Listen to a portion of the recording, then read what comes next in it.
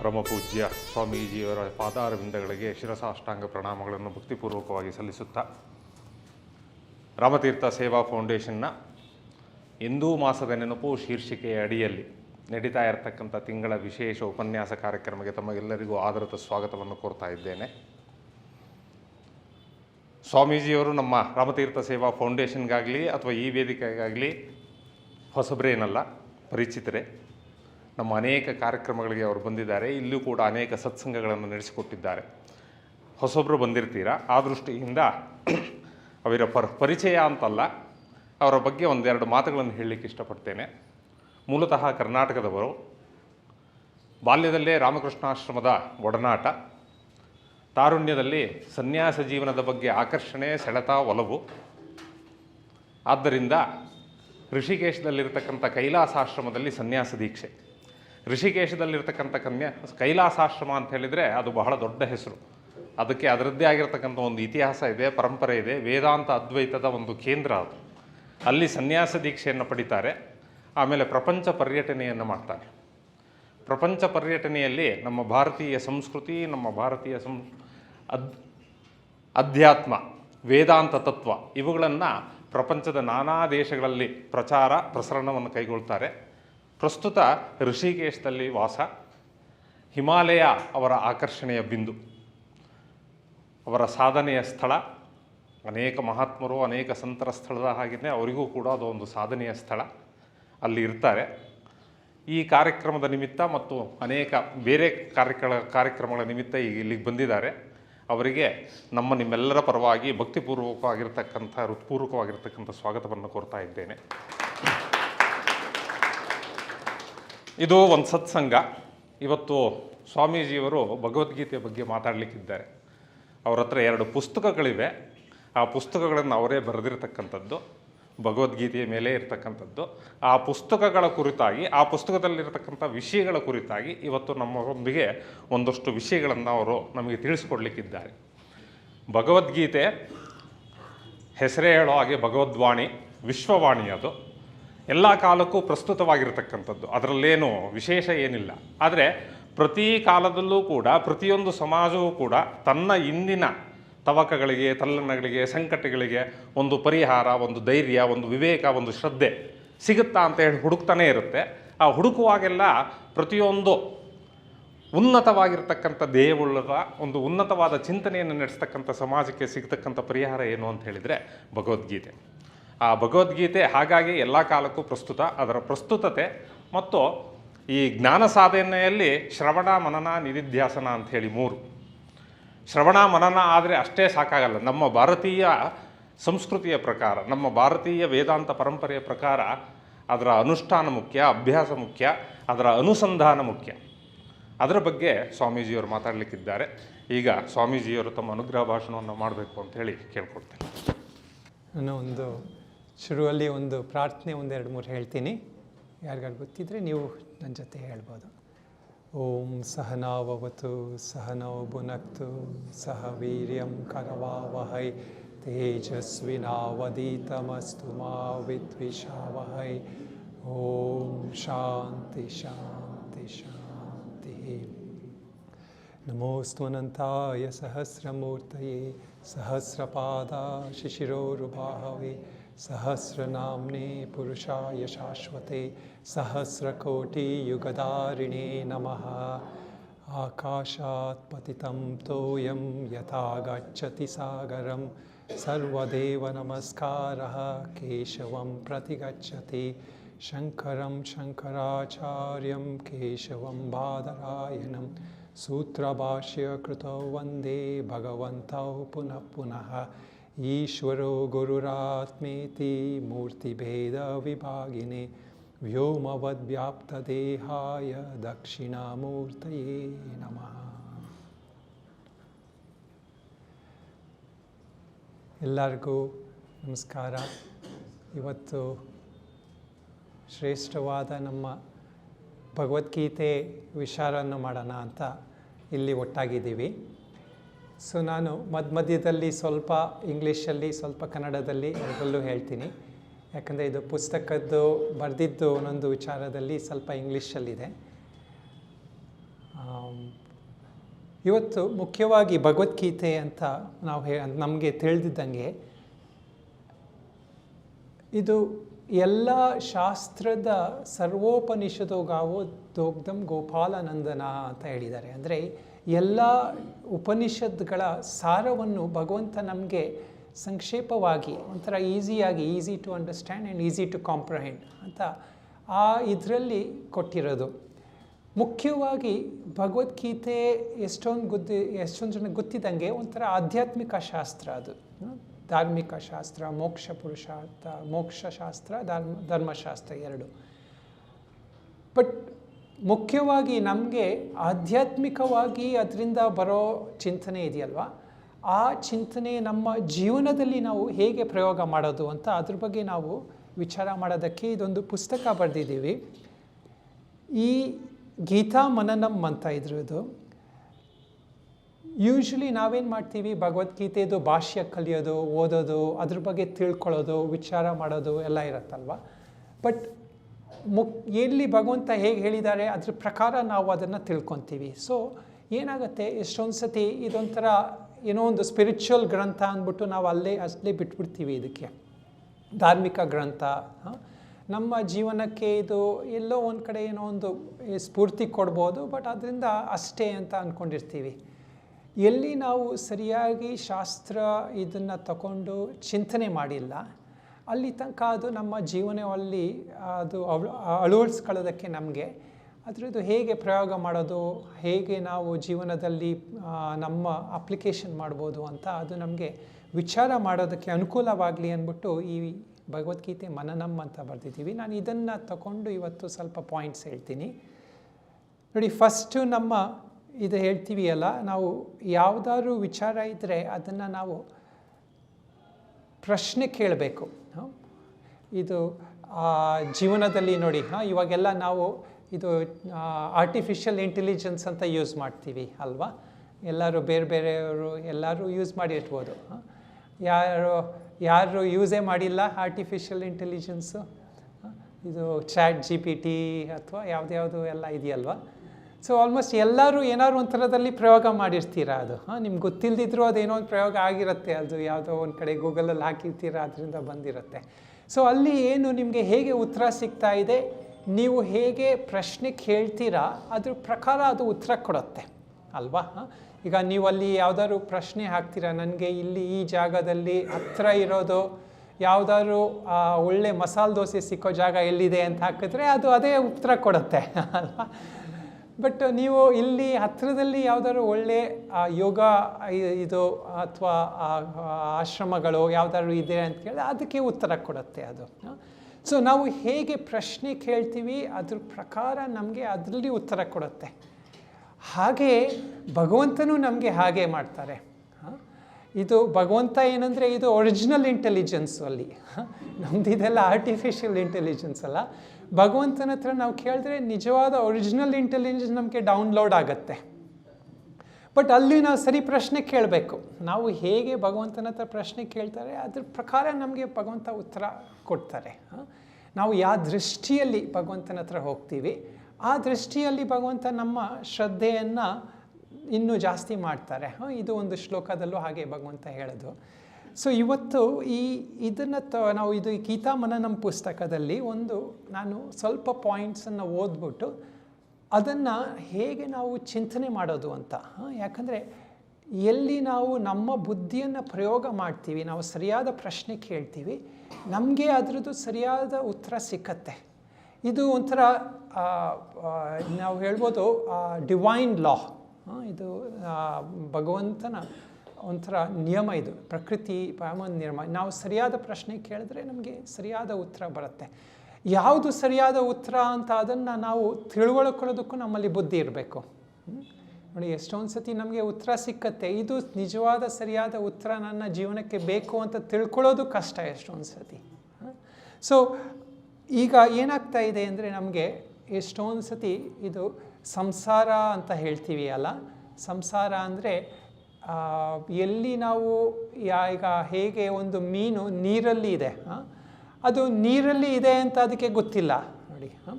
ಅದು ಯಾಕಂದರೆ ಅದೊಂಥರ ಸಹಜವಾಗಿ ಆಗ್ಬಿಟ್ಟಿದೆ. ಹಾಗೆ ನಾವು ಎಲ್ಲ ಒಂಥರ ಇದು ಸಂಸಾರದಲ್ಲಿ ಸಹಜವಾಗಿ ಬಂದಿದ್ದೀವಿ, ಇದು ನಮಗೆ ಗೊತ್ತಿಲ್ಲ ಇದು ಸಂಸಾರ ಅಂತ.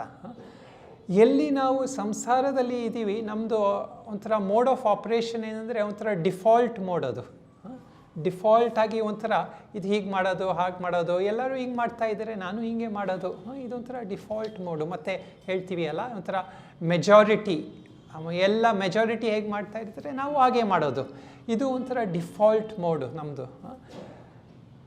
ಸಾಧನ ಅಂದರೆ ಇದು ಬೈ ಚಾಯ್ಸ್. ಸಂಸಾರ ಅಂದರೆ ಏನು ಹೇಳಿ, ಡಿಫಾಲ್ಟು. ಸಾಧನ ಏನು, ಚಾಯ್ಸು.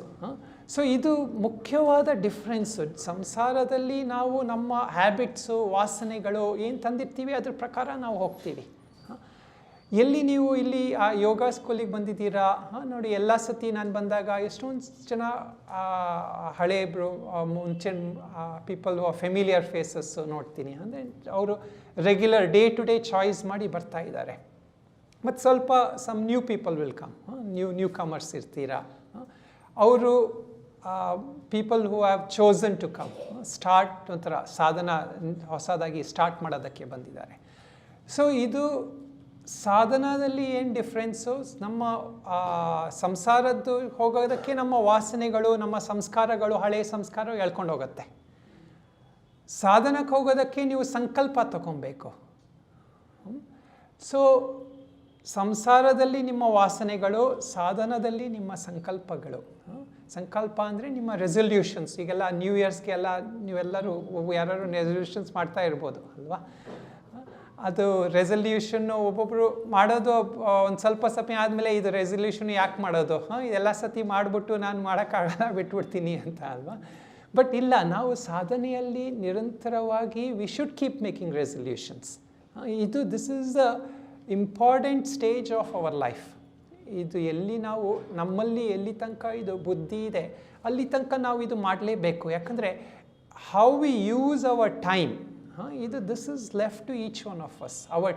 ಹೇಳ್ತೀವಿ ಅಲ್ಲ, ನಮಗೆ ಪುಣ್ಯ ಬೇಕಂತಿದ್ರೆ ಅಥವಾ ಜೀವನದಲ್ಲಿ ಸ್ಪಿರಿಚುವಲ್ ಪ್ರೋಗ್ರೆಸ್ ಅಥವಾ ಏನು ಪ್ರೋಗ್ರೆಸ್ ಬೇಕಂತಿದ್ರೆ 2 ಇಂಪಾರ್ಟೆಂಟ್ ರಿಸೋರ್ಸ್ ನಿಮ್ಮಲ್ಲಿ ಇದೆ. ಅದಕ್ಕೆ ನಿಮಗೆ ಚಾಯ್ಸು ಏನು ಹೇಳಿ, ಒಂದು time. Time is one thing.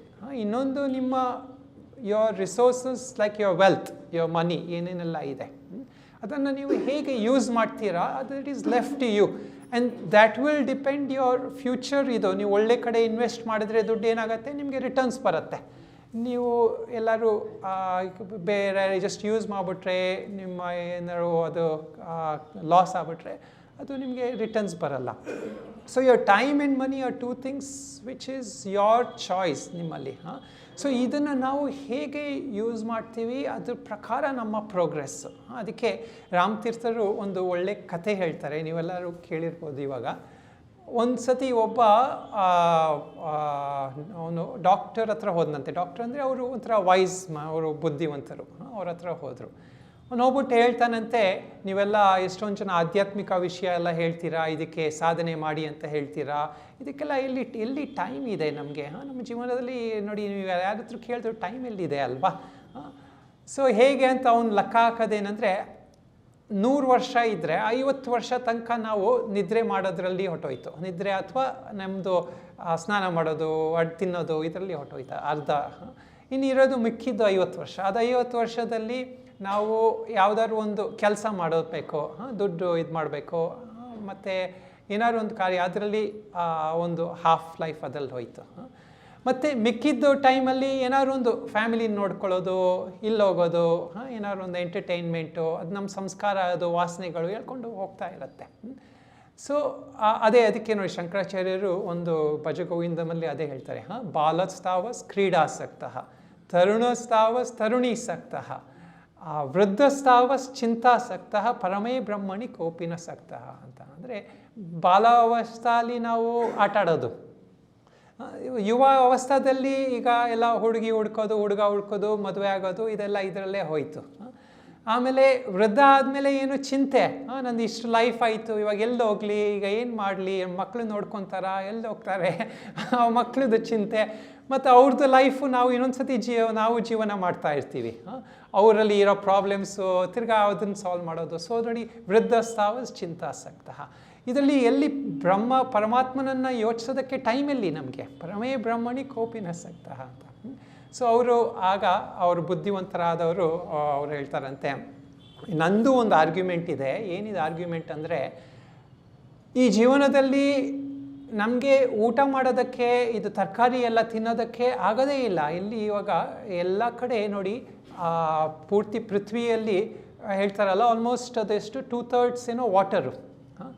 ಮಿಕ್ಕಿದ್ದು ಸ್ವಲ್ಪ ಜಾಗದಲ್ಲಿ ಇವಾಗೆಲ್ಲ ನೋಡಿ, ಬೆಂಗಳೂರು, ನಾವು ಚಿಕ್ಕವರೆಲ್ಲ ಇದ್ದಾಗ ಬೆಂಗಳೂರು ಒಂದು ಕಡೆಯಿಂದ ಇನ್ನೊಂದು ಕಡೆ ಹೋಗೋದಕ್ಕೆ ಮ್ಯಾಕ್ಸಿಮಮ್ ಒಂದು ಅರ್ಧ ಗಂಟೆ ಅಂತ ಅನ್ಕೊತಿದ್ವಿ, ಅಥವಾ ಒಂದು 10 ಕಿಲೋಮೀಟರ್ ಏನೋ. ಅವಾಗೆಲ್ಲ ಗಾರ್ಡನ್ ಸಿಟಿ ಅಂತ ಕರಿತಾ ಇದ್ರು ನಾವು ಚಿಕ್ಕವರಿದ್ದಾಗ. ಇವಾಗ ಎಲ್ಲಿ ಗಾರ್ಡನ್ ಹುಡ್ಕೊಂಡು ಹೋಗ್ಬೇಕಾ?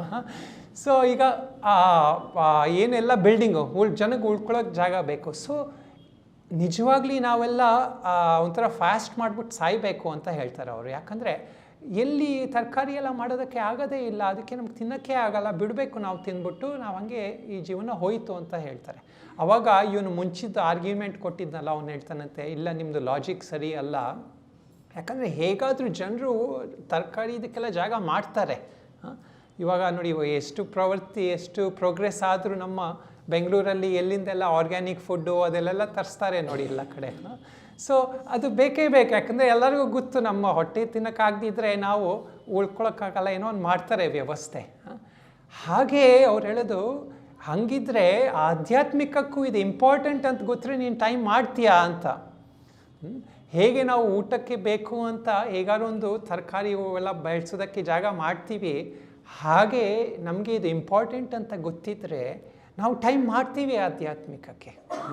ಸೊ ನೋಡಿ, ಇದೇ ಮಹಾತ್ಮರಲ್ಲಿ ಇದೇ ಡಿಫ್ರೆನ್ಸು. ನಾವು ರಾಮತೀರ್ಥರು ಇಂಥ ಮಹಾತ್ಮರಂತ ಹೇಳ್ತೀವಿ ಅಲ್ಲ, ಅವರಲ್ಲಿ ಇಂಪಾರ್ಟೆಂಟ್ ಏನಂದರೆ ವಾಟ್ ಈಸ್ ಪ್ರಯಾರಿಟಿ ಅವರ ಲೈಫಲ್ಲಿ ಅಂತ. ಈ ಜೀವನದಲ್ಲಿ ನನ್ನ ಪ್ರಯಾರಿಟಿ ಏನು, ಯಾವುದಕ್ಕೆ ನಾನು ಟೈಮ್ ಕೊಡಬೇಕು, ಹೇಗೆ ಟೈಮ್ ಮಾಡಬೇಕು ಅಂತ. ಸೊ ಎಲ್ಲಿ ನಮ್ಮಲ್ಲಿ ಆಗುತ್ತೆ, we will make time for it. If we realise it is important. This is ಏನು ಡಿಫ್ರೆನ್ಸ್ ಏನು, ನಮಗೆ ಇದರಿಂದ ನಮಗೆ ಎನ್ರಿಚ್ ಆಗಬೇಕು.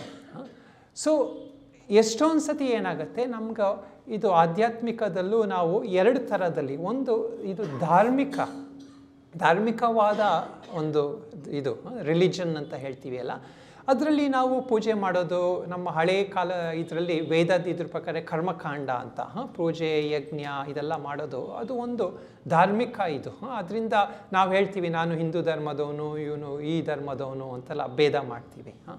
ಇನ್ನೊಂದು ಏನು, ಸ್ಪಿರಿಚುವಲ್ ಆಸ್ಪೆಕ್ಟು.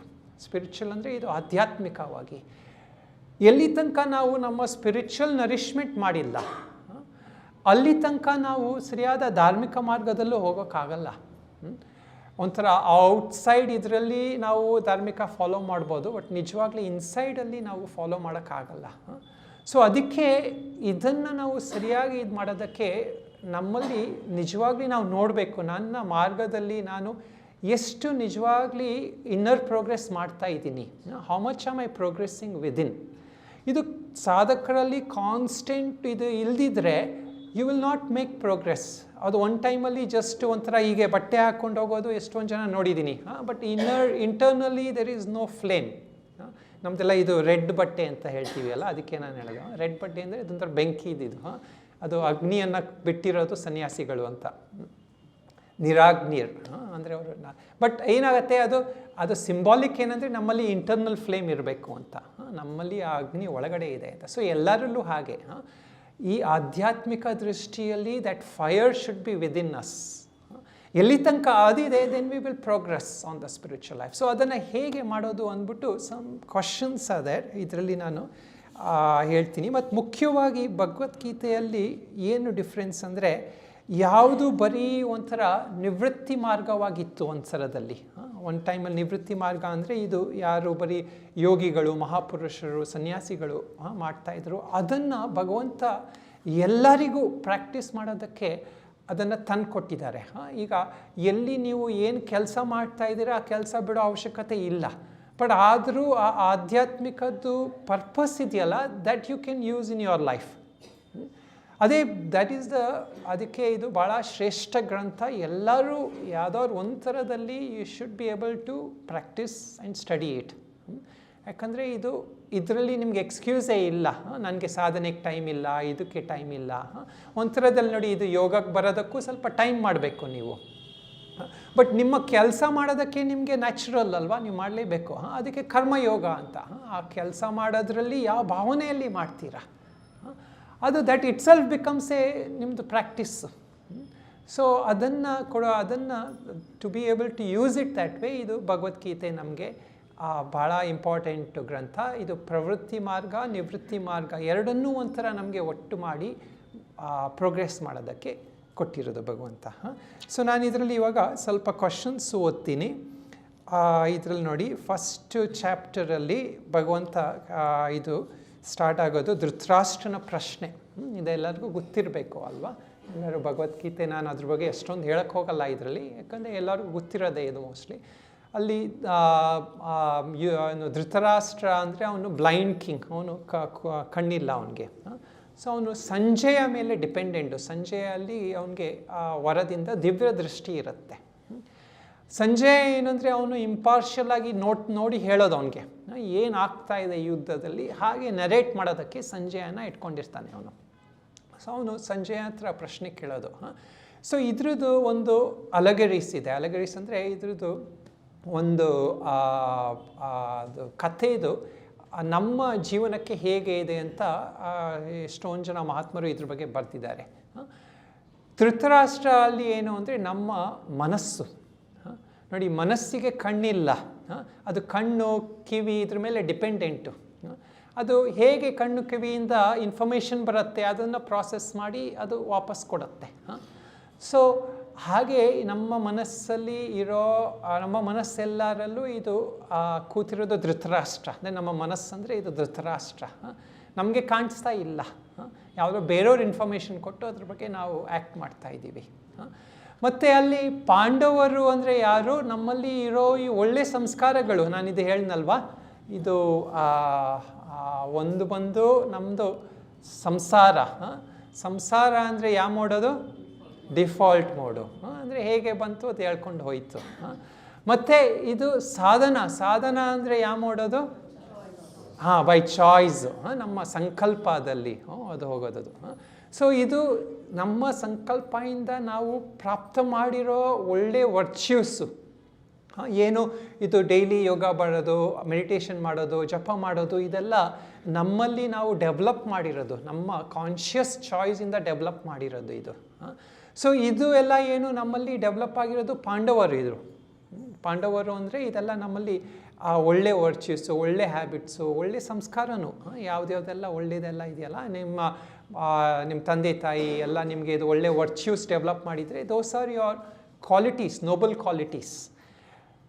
ಕೌರವರು ಯಾರು, ನಮ್ಮಲ್ಲಿ ಇರೋ ಈ ವಾಸನೆಗಳು, ನಮ್ಮಲ್ಲಿ ಇದು ಹ್ಯಾಬಿಟ್ಸು ಹೇಳ್ತೀವಿ ಅಲ್ಲ, ಇದು ಯಾವುದೆಲ್ಲ ತಿನ್ನಬಾರ್ದು ಅದನ್ನು ತಿನ್ನೋದು, ಇದು ನಮಗೆ ಗೊತ್ತು, ನಮ್ಮ ಡಯಟಿಗೆ ಒಳ್ಳೆಯದಲ್ಲ, ಇದು ನಮ್ಮಲ್ಲಿ ಯಾಕೆ ನಮಗೊಂಥರ ಟೆಂಪ್ರರಿ ಜಾಯ್ ಕೊಡ್ತಾ ಇದೆ, ನಾವು ಮಾಡ್ತಾ ಇರ್ತೀವಿ, ಅಭ್ಯಾಸ ಆಗ್ಬಿಟ್ಟಿರುತ್ತೆ. ಯಾವ್ದು ಇವಾಗೆಲ್ಲ ಅಫ್ಕೋರ್ಸ್ ಟಿ ವಿ ನೋಡೋದು, ಫೋನ್ ಯೂಸ್ ಮಾಡೋದು, ಎಂಡ್ಲೆಸ್ಸು, ಮಲ್ಕೊಳ್ಳೋ ಟೈಮಲ್ಲೂ ಅದೆಲ್ಲ ಮಾಡ್ತಾ ಇರ್ತೀವಲ್ಲ, ಅದರಿಂದ ಏನಾಗುತ್ತೆ, ನಮ್ಮ ಬ್ಯಾಡ್ ಹ್ಯಾಬಿಟ್ಸು ನಮಗೆ ಒಂಥರ ನಮ್ಮನ್ನೇ ತಿಂತಾ ಇರುತ್ತೆ, ನಮ್ಮ ಮುಂದೆ ಹೋಗೋಕ್ಕೆ ಪ್ರೋಗ್ರೆಸ್ ಮಾಡೋದಕ್ಕೆ ಹೆಲ್ಪ್ ಮಾಡಲ್ಲ.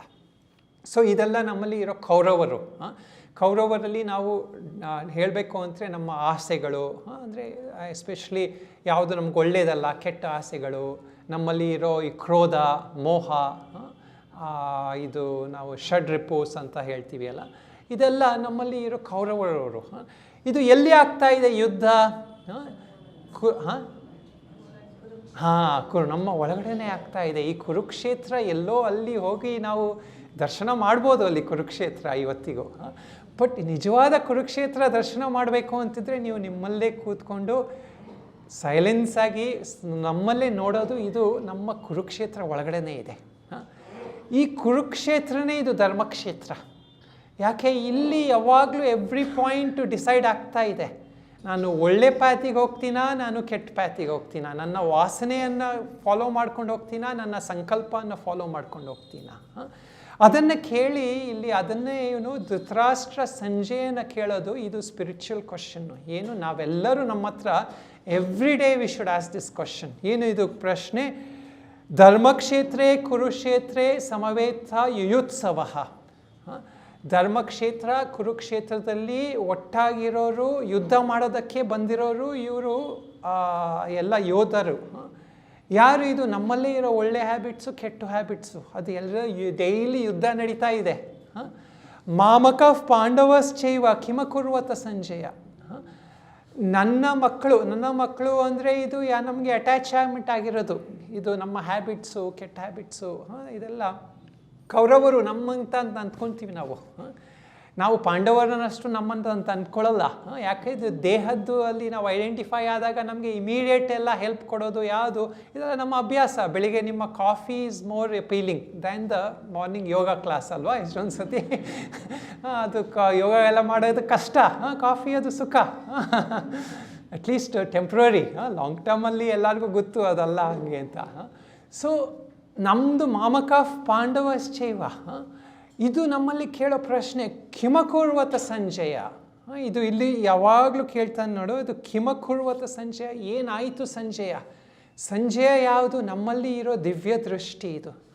ನಮ್ಮಲ್ಲಿ ಆತ್ಮದಲ್ಲಿ ಇರೋ ಈ ಸಾಕ್ಷಿ ರೂಪದಲ್ಲಿ ಕೂತಿರೋ ದೃಷ್ಟಿ, ಅದರಲ್ಲಿ ಏನು ಜಡ್ಜ್ಮೆಂಟ್ ಅದನ್ನು ಇಲ್ಲ. ಅದು ಜಸ್ಟ್ ಹೇಳ್ತಾ ಇದೆ, ರಿಪೋರ್ಟ್ ಮಾಡ್ತಾ ಇದೆ ನಿಮಗೆ ಏನು ಒಳ್ಳೆಯದು ಏನು ಕೆಟ್ಟದು ಅಂತ. ಸೊ ಇದು ಬುದ್ಧಿಯಿಂದ ಪ್ರಾಪ್ತವಾದ ದೃಷ್ಟಿ ನಮ್ಮಲ್ಲಿ. ಎಲ್ಲಿ ನಮ್ಮ ಬುದ್ಧಿಯಲ್ಲಿ ಶೋಧನೆ ಆಗಿದೆ, ಅಂದರೆ ಬುದ್ಧಿಯನ್ನು ಸಾಧನೆ ಮಾಡ್ತಾ ನಾವು ಪ್ಯೂರಿಫೈ ಮಾಡಿದ್ದೀವಿ, ಅಲ್ಲಿ ನಮಗೆ ಇದು ದೃಷ್ಟಿ ಬರುತ್ತೆ. ಅದಕ್ಕೆ ನೋಡಿ, ಎಷ್ಟೊಂದು ಸತಿ ಯಾಕೆ ನಾವು ಮಹಾತ್ಮರಲ್ಲಿ ಎಲ್ಲ ಹೋಗಿ ಪ್ರಶ್ನೆ ಕೇಳೋದು, ಎಷ್ಟೊಂದು ವಿಚಾರದಲ್ಲಿ ಯಾವಾಗಲೂ ಹಳೆಯ ಕಾಲದಲ್ಲಿ ನೋಡಿ ರಾಜರಾದವರು ಎಲ್ಲ ಎಷ್ಟೊಂದು ಋಷಿಗಳು ಮುನಿಗಳು ಎಲ್ಲ ಇದ್ದಿದ್ರು ಅವರು ರಾಜ್ಯಸಭೆಯಲ್ಲಿ. ಯಾಕಂದರೆ ಅವರಲ್ಲಿ ಇದು ಆ ದೃಷ್ಟಿ ಇದಿತ್ತು, ಇದು ಇಂಪಾರ್ಷಿಯಲ್ ಇದರಲ್ಲಿ ಅವ್ರು ಹೇಳೋದಕ್ಕೆ ಏನು ಒಳ್ಳೆಯದು ಏನು ಕೆಟ್ಟದ್ದು. ಅವರು ರಾಜ್ಯರು ಕೇಳ್ತಾರ ಇಲ್ವಾ ಗೊತ್ತಿಲ್ಲ. ಹಂಗೆ ಅವ್ನು ನೋಡಿ, ಅವನು ಧೃತರಾಷ್ಟ್ರ ಅಲ್ಲಿ ಶಕುನಿ ಹತ್ರ ಕೇಳ್ಬೋದು, ಭೀಷ್ಮನ ಹತ್ರನೂ ಕೇಳ್ಬೋದು. ಬಟ್ ಯಾರನ್ನ ಕೇಳಕ್ಕೆ ಹೋಗ್ತಾನೆ? ಎಲ್ಲಿ ಅವನ ಸಂಸ್ಕಾರ ಹೇಳ್ಕೊಂಡು ಹೋಗ್ತಾ ಇದೆ, ಯಾವುದು ಅವನ ಮೋಹ ಇದೆ ಅವನ ಮಗನ ಜೊತೆ, ಅದ್ರ ಥರ ಹೇಳ್ಕೊಂಡು ಹೋಗ್ತಾರೆ. ಸೊ ಇದು ಬಟ್ ಎಲ್ಲರೂ ಇದು ಆಸ್ಕಿಂಗ್ ದಿಸ್ ರೈಟ್ ಕ್ವಶನ್. ಇದು ಯಾವ ಕ್ವಶನ್ ಸರಿಯಾದ ಪ್ರಶ್ನೆ ನಾವು ಕೇಳಬೇಕು, ಇದು ನಮ್ಮಲ್ಲಿ determines whom we will follow ಅಂತ.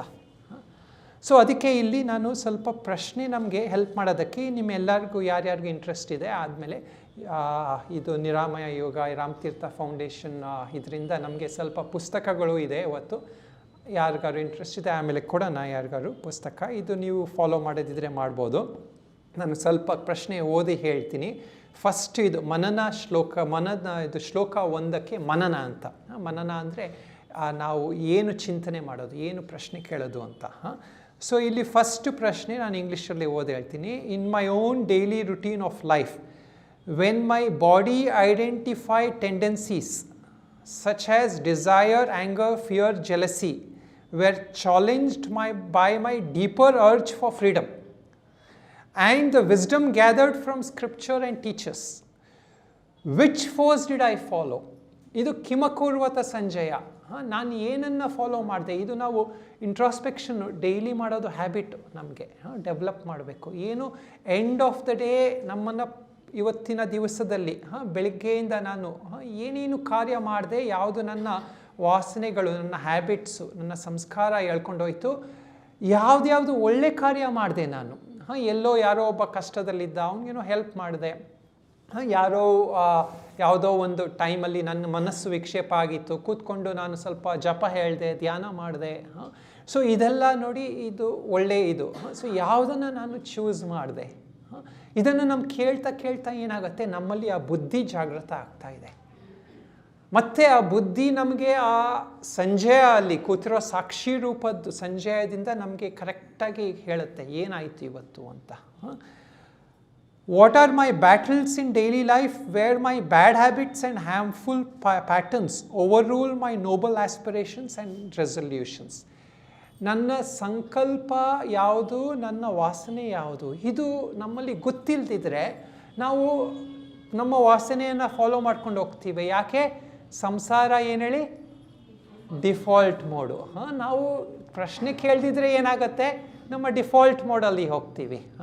ಪ್ರಶ್ನೆ ಕೇಳಿದರೆ ನಾವು ಏನಾಗುತ್ತೆ, ನಾವು ನಮ್ಮ ಸಂಕಲ್ಪಕ್ಕೆ ಬರ್ಬೋದು, ಸಂಕಲ್ಪನ ಫಾಲೋ ಮಾಡೋ. ಅದಕ್ಕೆ ಇದು ಪ್ರಶ್ನೆ ಕೇಳೋದು ಇದು ಭಾಳ ಇಂಪಾರ್ಟೆಂಟು. ಇದು 1ನೇ ಶ್ಲೋಕದ್ದು. ಈಗ ನಾನು 2-3 ಶ್ಲೋಕದ್ದು ಅದ್ರ ಪ್ರಕಾರನೇ ಓದಿ ಹೇಳ್ತೀನಿ, ನಿಮಗೆಲ್ಲ ಸ್ವಲ್ಪ ಐಡಿಯಾ ಇದ್ರ ಬಗ್ಗೆ ಬರಲಿ ಅಂತ. ಈಗ ಶ್ಲೋಕ 2ನೇ ಅಧ್ಯಾಯದ್ದು 1 ಶ್ಲೋಕ, 2 ಶ್ಲೋಕ. ಇದು ಫಸ್ಟು ಕೃಷ್ಣ ಉಪದೇಶ ಕೊಡೋಕ್ಕಿಂತ ಮುಂಚೆ ಅರ್ಜುನನಿಗೆ ಬೈತಾನೆ. ಯಾಕೆ? ಅರ್ಜುನನು ಅದು ಆರ್ಯ ಅಂದರೆ ಅದು ಕ್ಷತ್ರಿಯ. ಅವನಲ್ಲಿ ಎಷ್ಟೊಂದು ಸಾಮರ್ಥ್ಯ ಇದೆ, ಎಷ್ಟೊಂದೆಲ್ಲ ಸಾಧನೆ ಮಾಡಿ ಅವನು ನೋಡಿ ಪಶುಪತಾಸ್ತ್ರ ಇದೆಲ್ಲ ಪ್ರಾಪ್ತ ಮಾಡಿದ್ದಾನೆ ಅವನು.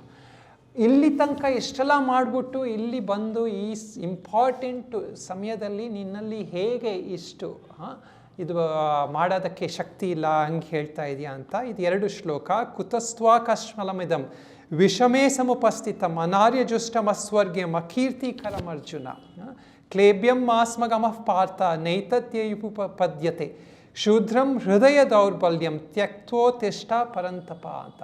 ಇದರಲ್ಲಿ 2 ಶ್ಲೋಕದಲ್ಲಿ ಅರ್ಜುನನಿಗೆ ಹೇಳ್ತಾ ಇದ್ದಾನೆ, ಎಲ್ಲಿ ನಿನ್ನಲ್ಲಿ ಈ ಸಮಯದಲ್ಲಿ whence has this weakness come upon you at this critical moment, O Arjuna, it is unworthy of one noble who leads not to heaven.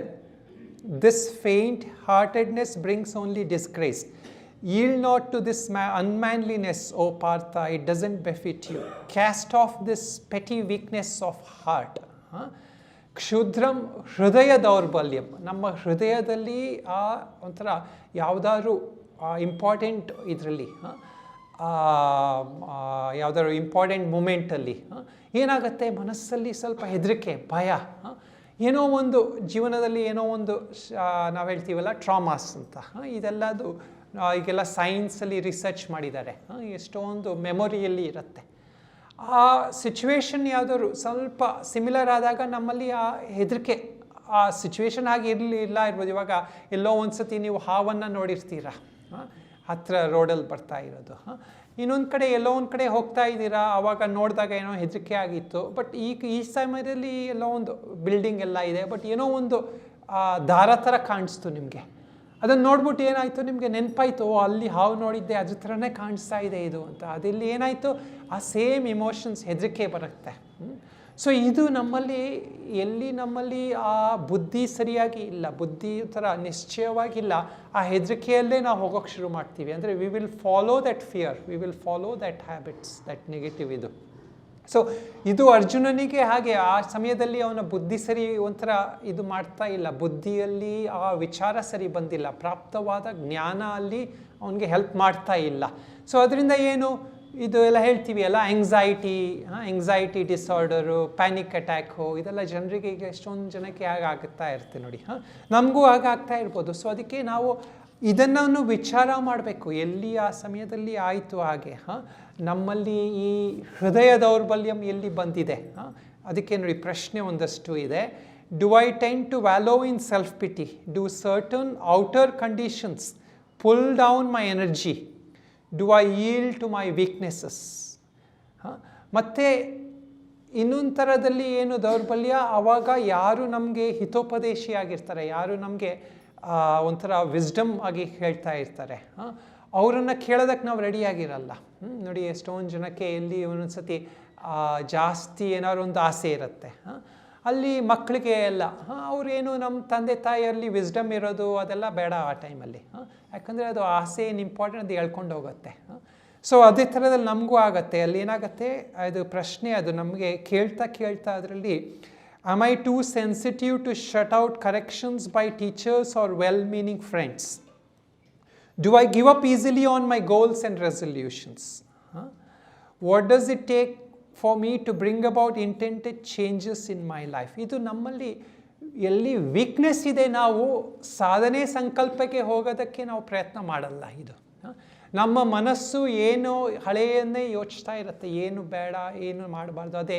ಅದರಲ್ಲಿ ಇನ್ನೊಂದು ಕಥೆ ರಾಮತೀರ್ಥರು ಹೇಳ್ತಾರೆ. ಇಬ್ಬರು ಹುಡುಗರು, ಅವರು ಒಬ್ಬ ದೇವಸ್ಥಾನಕ್ಕೆ ಹೋಗಬೇಕು ಅಂತ ನಿಶ್ಚಯ ಮಾಡಿದ್ದಾನೆ, ಇನ್ನೊಬ್ಬ ಆಟ ಆಡೋದಕ್ಕೆ ನಿಶ್ಚಯ ಮಾಡಿದ್ದಾನೆ. ಅವರಿಬ್ಬರು ಮೀಟ್ ಆಗ್ತಾರೆ, ಒಟ್ಟಿಗೆ ಹೋಗೋಣ ಅಂತ. ಅವರಲ್ಲಿ ಆ ಡಿಸಿಷನ್ ಮಾಡೋಕ್ಕಾಗ್ತಾ ಇಲ್ಲ. ಇಬ್ಬರು ಡಿಸ್ಕಸ್ ಮಾಡಿ ಒಬ್ಬ ಹೇಳ್ತೀನಿ, ಇಲ್ಲ ನಾನು ಮಂದಿರಕ್ಕೆ ಹೋಗ್ತೀನಿ, ಇನ್ನೊಬ್ಬ ನಾನು ಆಟ ಆಡೋಕ್ಕೆ ಹೋಗ್ತೀನಿ ಅಂತ. ಸೊ ಇವನು ಆಟ ಆಡೋಕ್ಕೆ ಹೋದ. ಬಟ್ ಅವನ ಮನಸ್ಸಲ್ಲಿ ಏನಿತ್ತು, ನಾನು ಮಂದಿರಕ್ಕೆ ಹೋಗಬೇಕಿತ್ತು, ಅವನು ಹೇಳಿದ್ದು ಸರಿ, ಅಲ್ಲಿ ಹೋಗಿ ಸ್ವಲ್ಪ ಪೂಜೆ ಮಾಡೋದು, ಭಗವಂತನ ಯೋಚನೆ ಮಾಡ್ಬೋದು ಅಂತ. ಅವನು ಆಟ ಆಡೋದ್ರಲ್ಲೂ ಅವನ ಮನಸ್ಸೆಲ್ಲಿತ್ತು, ಮಂದಿರದಲ್ಲಿತ್ತು. ಮಂದಿರದಲ್ಲಿ ಹೋದವನು ಏನೋ, ಅವನ ಜೊತೆ ಆಟ ಆಡೋಕ್ಕೆ ಹೋಗಿದ್ರೆ ಎಷ್ಟು ಚೆನ್ನಾಗಿರ್ತಿತ್ತು, ಇಲ್ಲಿ ಬರೀ ಭಜನೆ, ಇಲ್ಲಿ ಆರತಿ ಎಲ್ಲ, ಅಲ್ಲಿ ಆಟ ಆಡೋದು ಎಷ್ಟು ಚೆನ್ನಾಗಿ. ಸೊ ಇಬ್ಬರು ಅವ್ರ ಮನಸ್ಸು ಬೇರೆ ಬೇರೆ ಕಡೆ ಇದೆ ಇದು. ಸೊ ಇದೇ ನಮ್ಮ ಜೀವನದಲ್ಲಿ ಹಾಗೇ ಆಗೋದು. ಇದು ನಾವು ಹೇಳ್ತೀವಿ ಅಲ್ಲ, ನಮ್ಮಲ್ಲಿ ಈ ಸಾಧನೆಗೆ ಬಂದಾಗಲೂ ಎಷ್ಟೊಂದು ಸತಿ ಹಾಗೆ ಆಗತ್ತೆ. ನಾವು ಯೋಗ ಮಾಡ್ತಾ ಇರ್ತೀವಿ, ನಾವು ಧ್ಯಾನ ಮಾಡ್ತಾ ಇರ್ತೀವಿ, ಜಪ ಮಾಡ್ತಾ ಇರ್ತೀವಿ, ಬಟ್ ನಮ್ಮ ಮನಸ್ಸು ಎಲ್ಲೋ ಎಳ್ಕೊಂಡು ಹೋಗ್ತಾ ಇದೆ. ಒಂಥರದಲ್ಲಿ ಏನಂದರೆ ಇದರಲ್ಲಿ ಶ್ರದ್ಧಾ ಕಮ್ಮಿ ಆಗ್ತಾ ಇರೋದು ಲಕ್ಷಣ ಇದು. ಸೊ ಅದಕ್ಕೆ ನೋಡಿ, ಎಷ್ಟೊಂದು ಸತಿ ಸಾಧಕರಲ್ಲಿ ಏನು ಯಾಕೆ ಮೇಲೆ ಹೋಗ್ತಾರೆ, ಒಂದು ಟೈಮಲ್ಲಿ ಅಷ್ಟು ತೀವ್ರ ಸಾಧನೆ ಮಾಡ್ತಾರೆ. ನಮ್ಮಲ್ಲೆಲ್ಲೋ ಹಾಗೆ ನೋಡ್ತೀವಿ. ಇದು ಒಂದೊಂದು ಸತಿ ಎಲ್ಲಿ ಗಂಗೋತ್ರಿ ಎಲ್ಲೆಲ್ಲ ಹೋಗಿ ಸಾಧನೆ ಮಾಡ್ತಾರೆ. ಇನ್ನೊಂದು ಸತಿ ಇಲ್ಲಿ ಏನು ಶಾಸ್ತ್ರ ಬೇಡ, ಏನು ಬೇಡ, ಧ್ಯಾನ ಬೇಡ, ಒಂದು ಕಡೆಯಿಂದ ಇನ್ನೊಂದು ಕಡೆ ಹೋಗೋದು, ಬರೀ ಇದೆಲ್ಲ ನೋಡಿ. ಇದ್ರ ಮನಸ್ಸಲ್ಲಿ ಈ ಶ್ರದ್ಧೆ ಯಾವಾಗಲೂ ಮೇಲೆ ಕೆಳಗೆ ಹೋಗ್ತಾ ಇರುತ್ತೆ. ಇದಕ್ಕೆ ನಾವು ಹೇಳೋದು, ನಾವೆಲ್ಲರೂ ಯಾವಾಗಲೂ ನಿರಂತರವಾಗಿ ಗುರು ವಾಕ್ಯ, ಶಾಸ್ತ್ರ, ಇದ್ರ ಎಲ್ಲದರಲ್ಲೂ ನಾವು ದೃಢ ಮಾಡ್ತಾ ಇರಬೇಕು ವಿಶ್ವಾಸ ನಮ್ಮಲ್ಲಿ. ಹೇಗೆ ಇದೆಲ್ಲ ಮಾಡ್ತಾನೆ, ನಾವು ನಮ್ಮನ್ನೇ ಕೇಳಬೇಕು, ನನ್ನಲ್ಲಿ ಹೇಗಿದೆ ಇವತ್ತು ಶ್ರದ್ಧಾ, ಮೇಲಿದೆಯಾ ಕೆಳಗಿದೆಯಾ? ನಮ್ಮ ಶ್ರದ್ಧಾ ಯಾವತ್ತು ಕೆಳಗೆ ಹೋಗಿದೆ ಆವತ್ತು ನಾವು ಬರೀ ಮಂತ್ರ ಹೇಳ್ತಾ ಇರ್ತೀವಿ, ಮನಸ್ಸಿರಲ್ಲ ಅಲ್ಲಿ. ಯಾವ ದಿನ ಶ್ರದ್ಧಾ ಭಾಳ ತೀವ್ರವಾಗಿ ಹೋಗಿದೆ ನಮ್ಮಲ್ಲಿ ಅನಿಸುತ್ತೆ, ಯಾಕೆ ನಾನು ಇದೆಲ್ಲ ಮಾಡ್ತಾ ಇದ್ದೀನಿ, ಸಂಸಾರ ಇದೊಂದೇ ಬೇಕು ಅಂತ. ಸೊ ಅದನ್ನು ಹೇಗೆ ಸಸ್ಟೈನ್ ಮಾಡೋದು ನಾವು? ಯಾಕಂದರೆ ನಾವು ಇದೆಲ್ಲ ಸ್ಪ್ರಿಂಟ್ ಅಲ್ಲ, ಇದೆಲ್ಲ ಮ್ಯಾರಥಾನ್ ಒಂಥರದಲ್ಲಿ. ಸೊ ಇದು ಮ್ಯಾರಥಾನ್ಗೆ ಪ್ರಿಪೇರ್ ಮಾಡೋದಕ್ಕೆ ನಾವು ನಿರಂತರವಾಗಿ ಯೋಚನೆ ಮಾಡಬೇಕು. ಅದಕ್ಕೆ ನೋಡಿ, ನೆಕ್ಸ್ಟು ಇದರಲ್ಲಿ ಒಂದು ಶ್ಲೋಕದಲ್ಲಿ ಭಗವಂತನಿಗೆ ಆ ಭಾವೆಯಲ್ಲಿ ಶ್ರದ್ಧಾ ಬಂದಾಗ ಅವನಲ್ಲಿ ಏನು ಹೇಳ್ತಾನೆ ಕೇಳಿ. ಕಾರ್ಪಣ್ಯ ದೋಷಾಪಹತ ಸ್ವಭಾವ ಪೃಚ್ಛಾಮಿ ತ್ವಾಂ ಧರ್ಮ ಸಮೂಢಚೇತಾ ಯಶ್ರೇಯಸ್ಯಾಂತ್ ನಿಶ್ಚಿತಂ ಬ್ರೂಹಿ ತನ್ಮೇ ಶಿಷ್ಯಸ್ತೇಹಂ ಶಾದಿ ಮಾಂ ತ್ವಾಂ ಪ್ರಪನ್ನಂ. ಶಿಷ್ಯಸ್ತೇಹಂ, ನಿನ್ನ ಶಿಷ್ಯನಾಗಿದ್ದೀನಿ.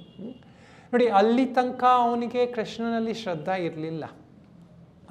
ಎಲ್ಲಿ ಅವನ ಮನಸ್ಸಲ್ಲಿ ಅವನಿಗೆ ಅಷ್ಟು ಚಂಚಲ ಆಯಿತು, ಅವನ ಬುದ್ಧಿಯಿಂದ ಜ್ಞಾನ ಪ್ರಾಪ್ತವಾಗಿಲ್ಲ, ಆವಾಗ ಹೇಳ್ತಾನೆ ನಾನು ನಿನ್ನ ಶಿಷ್ಯ ಅಂತ. ಇದು ನಮ್ಮಲ್ಲೂ ಎಲ್ಲರಿಗೂ ಒಂದು ಟೈಮಲ್ಲಿ ಜೀವನದಲ್ಲಿ ಬಂದೇ ಬರುತ್ತೆ. ನಮಗೆ ನಾವು ಅದನ್ನು ನೋಟಿಸ್ ಮಾಡಿದ್ದೀವೋ ಇಲ್ವಾ ಗೊತ್ತಿಲ್ಲ. ಒಂದು ಸಮಯದಲ್ಲಿ ನಾವು ಇದು ಕಂಪ್ಲೀಟ್ ಶರಣಾಗತೆ, ಪರಮಾತ್ಮನ ಶರಣಾಗತೆ, ಗುರುಗಳ ಇದು ಆದೇಶ ಉಪದೇಶ ಅಥವಾ ಆ ಪರಮಾತ್ಮನ ನಮ್ಮ ಗೈಡೆನ್ಸು ಪ್ರಾಪ್ತ ಮಾಡೋದಕ್ಕೆ ಎಲ್ಲರೂ ಒಂದು ಸಮಯದಲ್ಲಿ ಬಂದೇ ಬರ್ತೀವಿ. ಎಲ್ಲಿ ತನಕ ಭಗವಂತ ನಮಗೆ ಏನು ಬೇಕೋ ಕೊಡ್ತಾ ಇದ್ದೀವಿ. ನಾವು ಇದರಲ್ಲಿ ಭಗವದ್ಗೀತೆಯಲ್ಲಿ ಅರ್ಥಾರ್ಥಿ ಅಂತ ಅಂದರೆ ಏನು ಬೇಕೋ ಅದನ್ನು ಕೊಡ್ತಾರೆ ನಮಗೆ, ಅಲ್ಲಿ ತನಕ ಪರವಾಗಿಲ್ಲ. ಬಟ್ ಒಂದು ಸಮಯದಲ್ಲಿ ನಮ್ಗೆ ಅನಿಸುತ್ತೆ, ಇದು ಏನೋ ಒಂದು ತಿಳ್ಕೊಬೇಕು, ನಾನು ಭಗವಂತನಿಂದ ಏನೋ ಜ್ಞಾನ ಪ್ರಾಪ್ತ ಮಾಡಬೇಕು, ಮಾರ್ಗದರ್ಶನ ಬೇಕು ನನಗೆ. ಆ ಸಮಯದಲ್ಲಿ ನಾವು ಜಿಜ್ಞಾಸು ಆಗ್ತೀವಿ.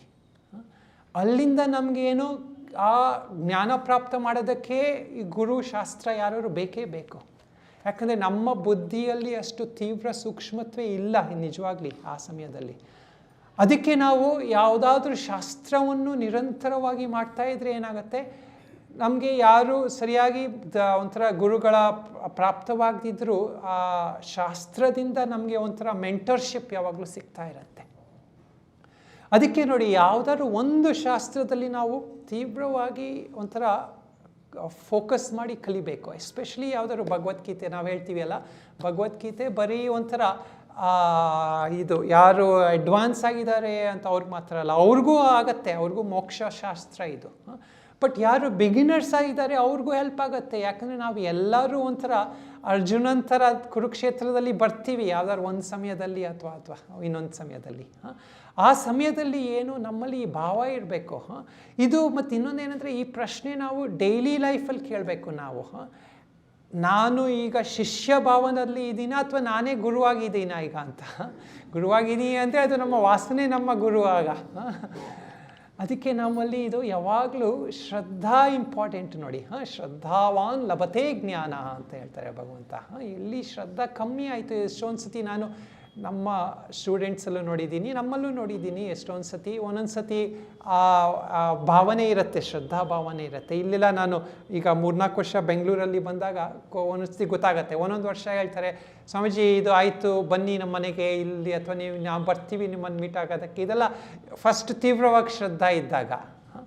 ಆಮೇಲೆ ಏನಾಗುತ್ತೆ, ಸ್ವಲ್ಪ ಸಮಯ ಆದಮೇಲೆ ಸ್ವಾಮೀಜಿ ನೀವು ಅಲ್ಲಿ ಬಸ್ ತಗೊಂಬರ್ತೀರಾ, ಕಾರ್ ತಗೊಂಬರ್ತೀರಾ, ಇಲ್ಲಿ ಬನ್ನಿ ನೀವು. ಸೊ ಅಲ್ಲ ಪರವಾಗಿಲ್ಲ, ಅದು ಕಷ್ಟ ಇದೆ ಗೊತ್ತು. ಬಟ್ ಏನಾಗುತ್ತೆ, ಅದು ನಮ್ಮಲ್ಲಿ ಆ ಶ್ರದ್ಧಾ ಇದು ಸಸ್ಟೈನ್ ಮಾಡೋದಕ್ಕೆ ಕಷ್ಟ, ಮೇಲೆ ಕೆಳಗಡೆ ಹೋಗ್ತಾ ಇರುತ್ತೆ.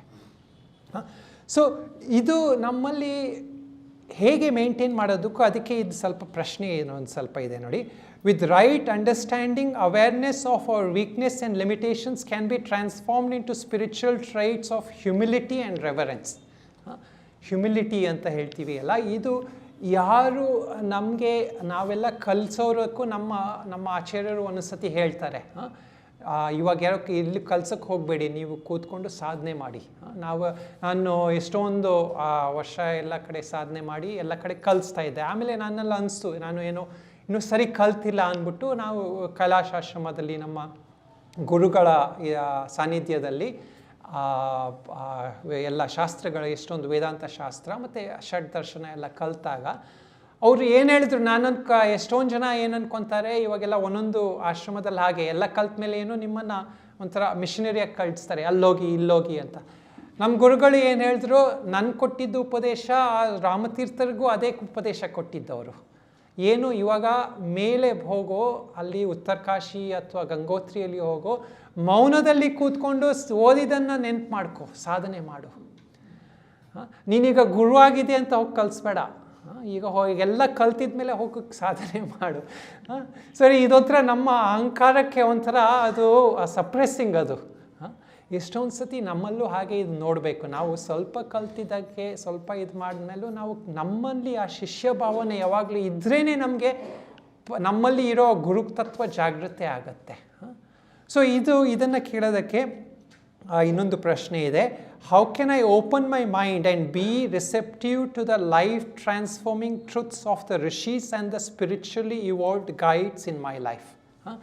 ಇದು ಋಷಿಗಳಿಂದ ಬಂದಿರೋದು, ಇದು ಭಗವದ್ಗೀತೆಗಳು, ಶಾಸ್ತ್ರಗಳು, ಏನೇನೆಲ್ಲ. ನಿಮಗೆ ಎಲ್ಲರಿಗೂ ಆ ವೇದಾಂತ ಕಲಿಬೇಕಂತಿಲ್ಲ. ನಿಮಗೆ ಯಾವುದಾದ್ರು ಶ್ರೀಮದ್ ಭಾಗವತಂ ಕಲಿಬೇಕು, ಅದರಿಂದ ನಿಮಗೆ ಸ್ಫೂರ್ತಿ ಸಿಕ್ಕತ್ತೆ ಅಂದರೆ ಕಲೀರಿ. ಎಲ್ಲರಿಗೂ ಒಂದೇ ಶಾಸ್ತ್ರ ಅಂತಲ್ಲ ಯಾರಿಗೆ. ಬಟ್ ಭಗವದ್ಗೀತೆಯಲ್ಲಿ ಸಾರ ಎಲ್ಲ ಶಾಸ್ತ್ರದ್ದು ಒಂದು ಸಾರಾಂಶ ಇದೆ. ಸೊ ಅದಕ್ಕೆ ಇದನ್ನು ತಗೊಂಡ್ರೆ ಎಲ್ಲರಿಗೂ ಒಂಥರ ಹೆಲ್ಪ್ಫುಲ್ ಆಗತ್ತೆ. ನಾನು ಇನ್ನೂ ಟೈಮ್ ಇದೆಯಾ? ಓಕೆ. ಸೊ ಇನ್ನೊಂದು 2 ಓದ್ಬಿಡ್ತೀನಿ ನಾನು. ಇನ್ನೊಂದು ಇದು ಬಹಳ ಎಲ್ಲರೂ ಕೇಳೋ ಪ್ರಶ್ನೆ ಇದು.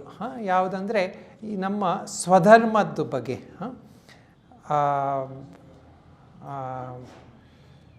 ಇದು ಬರೋದು 3ನೇ ಅಧ್ಯಾಯದಲ್ಲಿ ನಮಗೆ.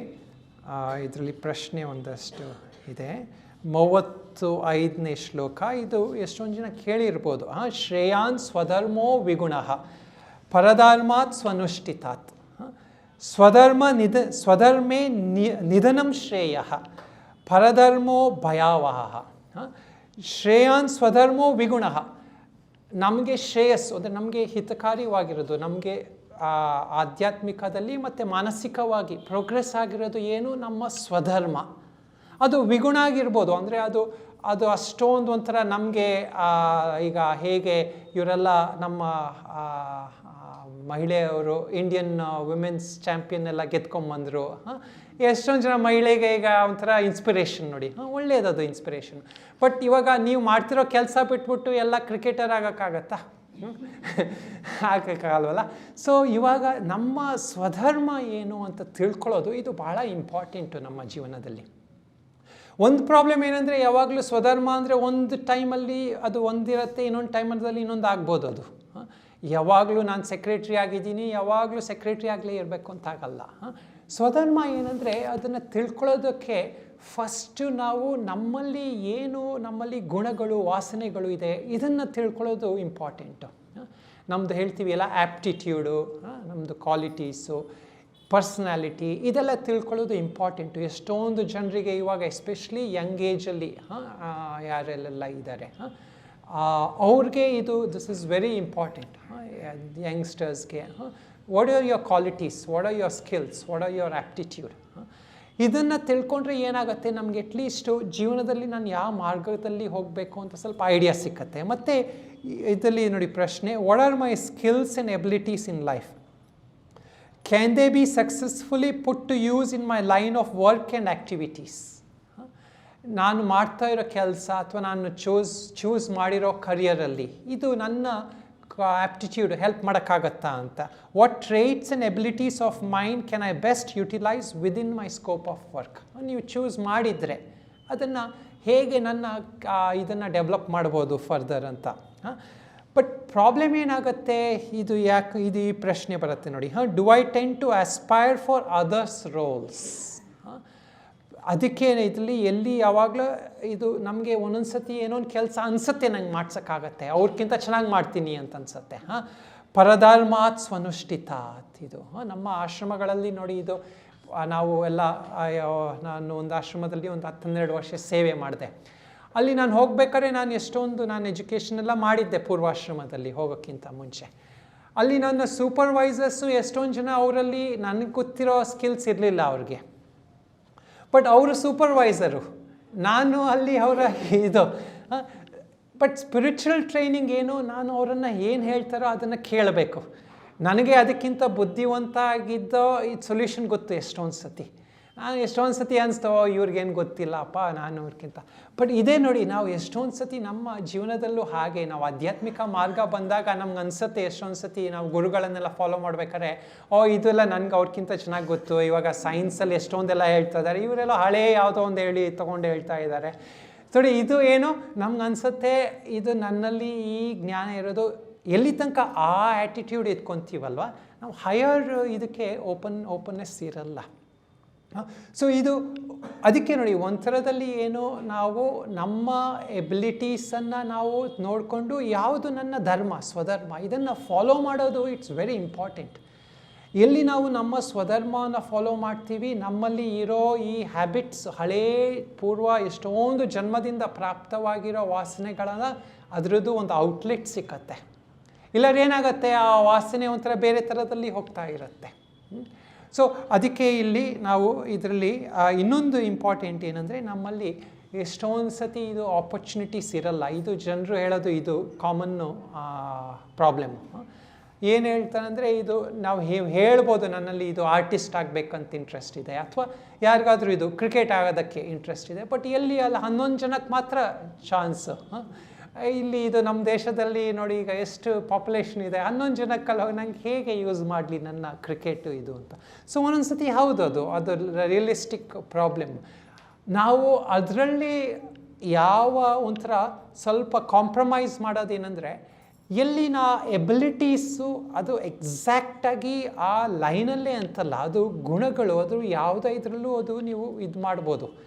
ಈಗ ಯಾರಿಗಾರು ಆರ್ಟಿಸ್ಟು ಡ್ರಾಯಿಂಗ್ ಮುಂಚೆ ಮಾಡ್ತಾ ಇದ್ದ, ಈಗಿನ ಸಮಯದಲ್ಲಿ ಎಷ್ಟೊಂದು ಜನ ಡ್ರಾಯಿಂಗ್ ಎಲ್ಲ ಇಂಪಾರ್ಟೆಂಟ್ ಇಲ್ಲ ಅಂತಿದ್ರೆ ಅವನು ಕಂಪ್ಯೂಟರಲ್ಲಿ ಟ್ರೈನ್ ಮಾಡ್ಬೋದು. ಕಂಪ್ಯೂಟರಲ್ಲಿ ಟ್ರೈನ್ ಮಾಡಿಬಿಟ್ಟು ಕಂಪ್ಯೂಟ್ರಲ್ಲಿ ಏನಾದ್ರು ಆರ್ಟಿಸ್ಟಿಕ್ ಇದನ್ನು ಫಾಲೋ ಮಾಡ್ಬೋದು.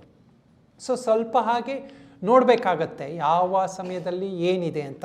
ಮತ್ತು ಇಂಪಾರ್ಟೆಂಟು ಏನಂದರೆ, ಯಾರ್ಯಾರೆಲ್ಲ ಸ್ವಲ್ಪ ಜೀವನದಲ್ಲಿ ಮಾರ್ಗದಲ್ಲಿ ಬಂದಿದ್ದೀರಾ, ನಮ್ಮಲ್ಲೂ ಸ್ವಧರ್ಮ ಇದೆ. ಏನದು ಸ್ವಧರ್ಮ ಅಂದರೆ, ಎಲ್ಲೆಲ್ಲಿ ನಾವು ಮನೆಯಲ್ಲಿ ಅಡುಗೆ ಮಾಡ್ತಾ ಇದ್ದೀರಾ, ಮಕ್ಳಿಗೆ ಊಟ ಕಳಿಸ್ತಾ ಇದ್ದೀರಾ, ಅಥವಾ ಎಲ್ಲರೂ ಒಂದು ಕಾರ್ಯದಲ್ಲಿ ಏನಾದ್ರು ಒಂದು ಸೇವೆ ಮಾಡ್ತಾ ಇದ್ದೀರಾ, ಅದರಲ್ಲೂ ಒಂದು ಸ್ವಧರ್ಮ ಏನಂದರೆ, ನಾವು ಎಲ್ಲಿ ಸೇವಕರಾಗಿದ್ದೀವಿ ಆ ಸೇವಕರಲ್ಲೂ ನಮ್ಮಲ್ಲಿ ಆ ವಾಸನೆಗಳು ಕ್ಷಯವಾಗ್ತಾ ಇದೆ. ಸೊ ಏನು ಕರ್ಮ ಇದ್ದರೂ ಆ ಕರ್ಮವನ್ನು ನಾವು ಫಾಲೋ ಮಾಡೋದು ಆ ಮನಸ್ಪೂರ್ವಕವಾಗಿ. ಇದು ಭಾಳ ಒಂಥರ ಇಂಪಾರ್ಟೆಂಟ್ ಸಾಧನೆ. ಇದೇ ನಮ್ಮಲ್ಲಿ ಕರ್ಮಯೋಗಕ್ಕೆ ಇದೆ. This is the path. ಅದಕ್ಕೆ ನೀವು ಮಾಡ್ತಾ ಇರೋ ಕೆಲಸವನ್ನು ಬಿಟ್ಬಿಟ್ಟು ನೀವು ಹಿಮಾಲಯಕ್ಕೆ ಹೋಗೋ ಅವಶ್ಯಕತೆ ಇಲ್ಲ. ಎಲ್ಲಿ ನಿಮಗೆ ಇದು ಶಾಸ್ತ್ರಶ್ರೀಯಾಗಿ ಪ್ರಾಪ್ತವಾಗಿದೆ, ಮಾರ್ಗದರ್ಶನ ಇದೆ, ನಿಮ್ಮ ಕೆಲಸನೇ ನಿಮ್ಮ ಸಾಧನೆ. ಸೊ ದಿಸ್ ಈಸ್ ದ ಒಂಥರ ಟಿಪ್ಪಿಂಗ್ ಪಾಯಿಂಟು ನಮ್ಮಲ್ಲಿ. Every moment of your life you can utilise it. But ಮುಖ್ಯವಾಗಿ ಏನು, ನಾವು ಮಾರ್ಗದಲ್ಲಿ as we keep progressing we should, ನಮ್ಮ ಮೇಯ್ನ್ ಧರ್ಮ ಏನು, ಭಗವಂತನ ಯೋಚಿಸೋದು, ಭಗವಂತನ ಚಿಂತನೆ ಮಾಡೋದು, ನಮ್ಮ ಆತ್ಮಜ್ಞಾನವನ್ನು ಪ್ರಾಪ್ತ ಮಾಡೋದು. This is the highest duty. ಎಲ್ಲಿ ನಮ್ಮಲ್ಲಿ ಅನುಕೂಲ ಆಗ್ತಾ ಬರುತ್ತೆ, ನಮ್ಮಲ್ಲಿ ಎಷ್ಟೊಂದು ವಿ ಆರ್ ನೋ ಲಾಂಗರ್ ಒಂಥರ ರೆಸ್ಟ್ಲೆಸ್ಸು, ನಾವು ಕಂಪ್ಲೀಟ್ ಆ ಮಾರ್ಗಕ್ಕೆ ಹೋಗೋದಕ್ಕೂ ರೆಡಿ ಆಗ್ಬೋದು. ಹೇಗೆ ನಾವೆಲ್ಲ ವನಪ್ರಸ್ಥಕ್ಕೆ ಬರೋಕ್ಕೆ ಶುರು ಆಗ್ತೀವಿ, ಆವಾಗ ಪರಮಾತ್ಮ ಕೊಡೋ ಉಪದೇಶ ಏನು, ಸರ್ವಧರ್ಮಾಂ ಪರಿತ್ಯಜ್ಯ ಮಾಮೇಕಂ ಶರಣಂ ವ್ರಜ. ಆ ಸಮಯದಲ್ಲಿ ನೀನು ಬೇರೆ ಯಾವ ಮಾರ್ಗದಲ್ಲೂ ಹೋಗೋ ಅವಶ್ಯಕತೆ ಇಲ್ಲ, ನನ್ನನ್ನೇ ಶರಣಾಗತಿ ತಗೋ, ತಮೇವ ಶರಣಂ ಗಚ್ಚ, ಆ ನನ್ನನ್ನೇ ಆ ಪರಮಾತ್ಮನನ್ನೇ ಶರಣಾಗತಿ ತಗೋ ಅಂತ. ಆಯಿತು, ಇದು ಇದ್ರದ್ದಾಯಿತು. ಮತ್ತು ಇನ್ನೊಂದು ಲಾಸ್ಟ್, ಇದು ಭಾಳ ಭಗವದ್ಗೀತೆದು ಇಂಪಾರ್ಟೆಂಟು ಒಂಥರ ಸಾಧನೆ ಏನಂದರೆ, ನಮ್ಮಲ್ಲಿ ಇರೋದು ಭಾವನೆ ಇರುತ್ತಲ್ವ, ಎಲ್ಲ ಜೀವನದಲ್ಲಿ ಏನೇನೆಲ್ಲ ಬರ್ತಾ ಇದೆ ಪರಿಸ್ಥಿತಿಯಲ್ಲಿ. ಈ ಪರಿಸ್ಥಿತಿಯಲ್ಲಿ ನಮಗಲ್ಲಿ ಏನು ಅನಿಸುತ್ತೆ ಯಾವಾಗಲೂ, ಇದೆಲ್ಲ ಎಷ್ಟೊಂದು ಕಷ್ಟವಾಗ್ತಾ ಇದೆ ಈ ಪರಿಸ್ಥಿತಿ, ಇದರಲ್ಲಿ ಭಗವಂತನ ನನಗೆ ರಕ್ಷಣೆ ಬೇಕು, ಭಗವಂತ ಏನಾರು ಹೆಲ್ಪ್ ಮಾಡ್ಕೊಬೇಕು, ಮಾಡಿದ್ರೆ ನನ್ನಲ್ಲಿ ಭಗವಂತನಲ್ಲಿ ಶ್ರದ್ಧೆ ಇದೆ, ಭಗವಂತ ಮಾಡಲಿಲ್ಲ ಆ ಭಗವಂತ ಬಿಡು, ಬೇರೆ ಭಗವಂತನ ತಗೋ. ಇದು ಒಂಥರ ಈಗ ಆಗ್ಬಿಟ್ಟಿದೆ. ಇವಾಗ ಹಾಗೆಲ್ಲ ನೋಡಿ ಎಷ್ಟೊಂದು ಜನ ರಿಲಿಜನ್ನು ಚೇಂಜ್ ಮಾಡ್ತಾರೆ ನೋಡಿ. ಸೊ ಇದೆಲ್ಲ ಏನಾಗ್ತಾ ಇದೆ, ಇದು ನಮ್ಮಲ್ಲಿ ಸರಿಯಾದ ಜ್ಞಾನ ಇಲ್ಲ, ಸರಿಯಾದ ನಮಗೆ ಅಂಡರ್ಸ್ಟ್ಯಾಂಡಿಂಗ್ ಇಲ್ಲ, ನಾವು ಪರಿಸ್ಥಿತಿಯಲ್ಲೇ ಸೊಲ್ಯೂಷನ್ ಹುಡುಕ್ತಾ ಇರ್ತೀವಿ. ಭಗವಂತ ಇಲ್ಲಿ ಮುಖ್ಯ ಭಗವದ್ಗೀತೆಯಲ್ಲಿ ಒಂದು ಥೀಮು ಏನಂದರೆ, ನಾವು ಪರಿಸ್ಥಿತಿಯಿಂದ ಮನಸ್ಥಿತಿಗೆ ಬರಬೇಕು. ನಾವು ಪರಿಸ್ಥಿತಿಯನ್ನು ಯಾವಾಗಲೂ ಚೇಂಜ್ ಮಾಡ್ತಾ ಇರೋಕ್ಕಾಗಲ್ಲ, ನಮ್ಮ ಮನಸ್ಥಿತಿಯನ್ನು ನಾವು ಚೇಂಜ್ ಮಾಡಬಹುದು ಯಾವಾಗಾದರೂ. ಅದನ್ನು controlling our mind is within hour control, controlling the outer environment is not in our control. ಇದು ಎಲ್ಲಿ ಆಗತ್ತೆ ನಮಗೆ ಇಂಪಾರ್ಟೆಂಟ್. ಈ ಒಂದು ಸತಿ ನಾವು ಮನಸ್ಥಿತಿಯನ್ನು ಚೇಂಜ್ ಮಾಡಿದಾಗ you will also see that the ಪರಿಸ್ಥಿತಿ ವಿಲ್ ಚೇಂಜ್ ಅಕಾರ್ಡಿಂಗ್ಲಿ. ಇದಕ್ಕೆ ಇಲ್ಲಿ ಕೊಟ್ಟಿರೋದು ಒಂದು ಶ್ಲೋಕ, ಇದು 2ನೇ ಅಧ್ಯಾಯದಲ್ಲಿ ಬರುತ್ತೆ.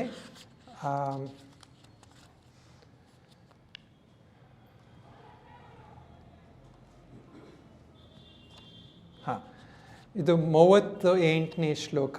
ಇದು ಎಷ್ಟೊಂದು ಜನ ಕೋಟ್ ಮಾಡ್ತಾರೆ. ಸುಖೇ ದುಃಖೇ ಸಮೇ ಕೃತ್ವ ಲಾಭೌ ಜಯೌ ತಥೋ ಯುದ್ಧಾಯ ಯುಜ್ಯಸ್ವ ನೈವಂ ಪಾಪಮವಾಪ್ಸ್ಯಸಿ.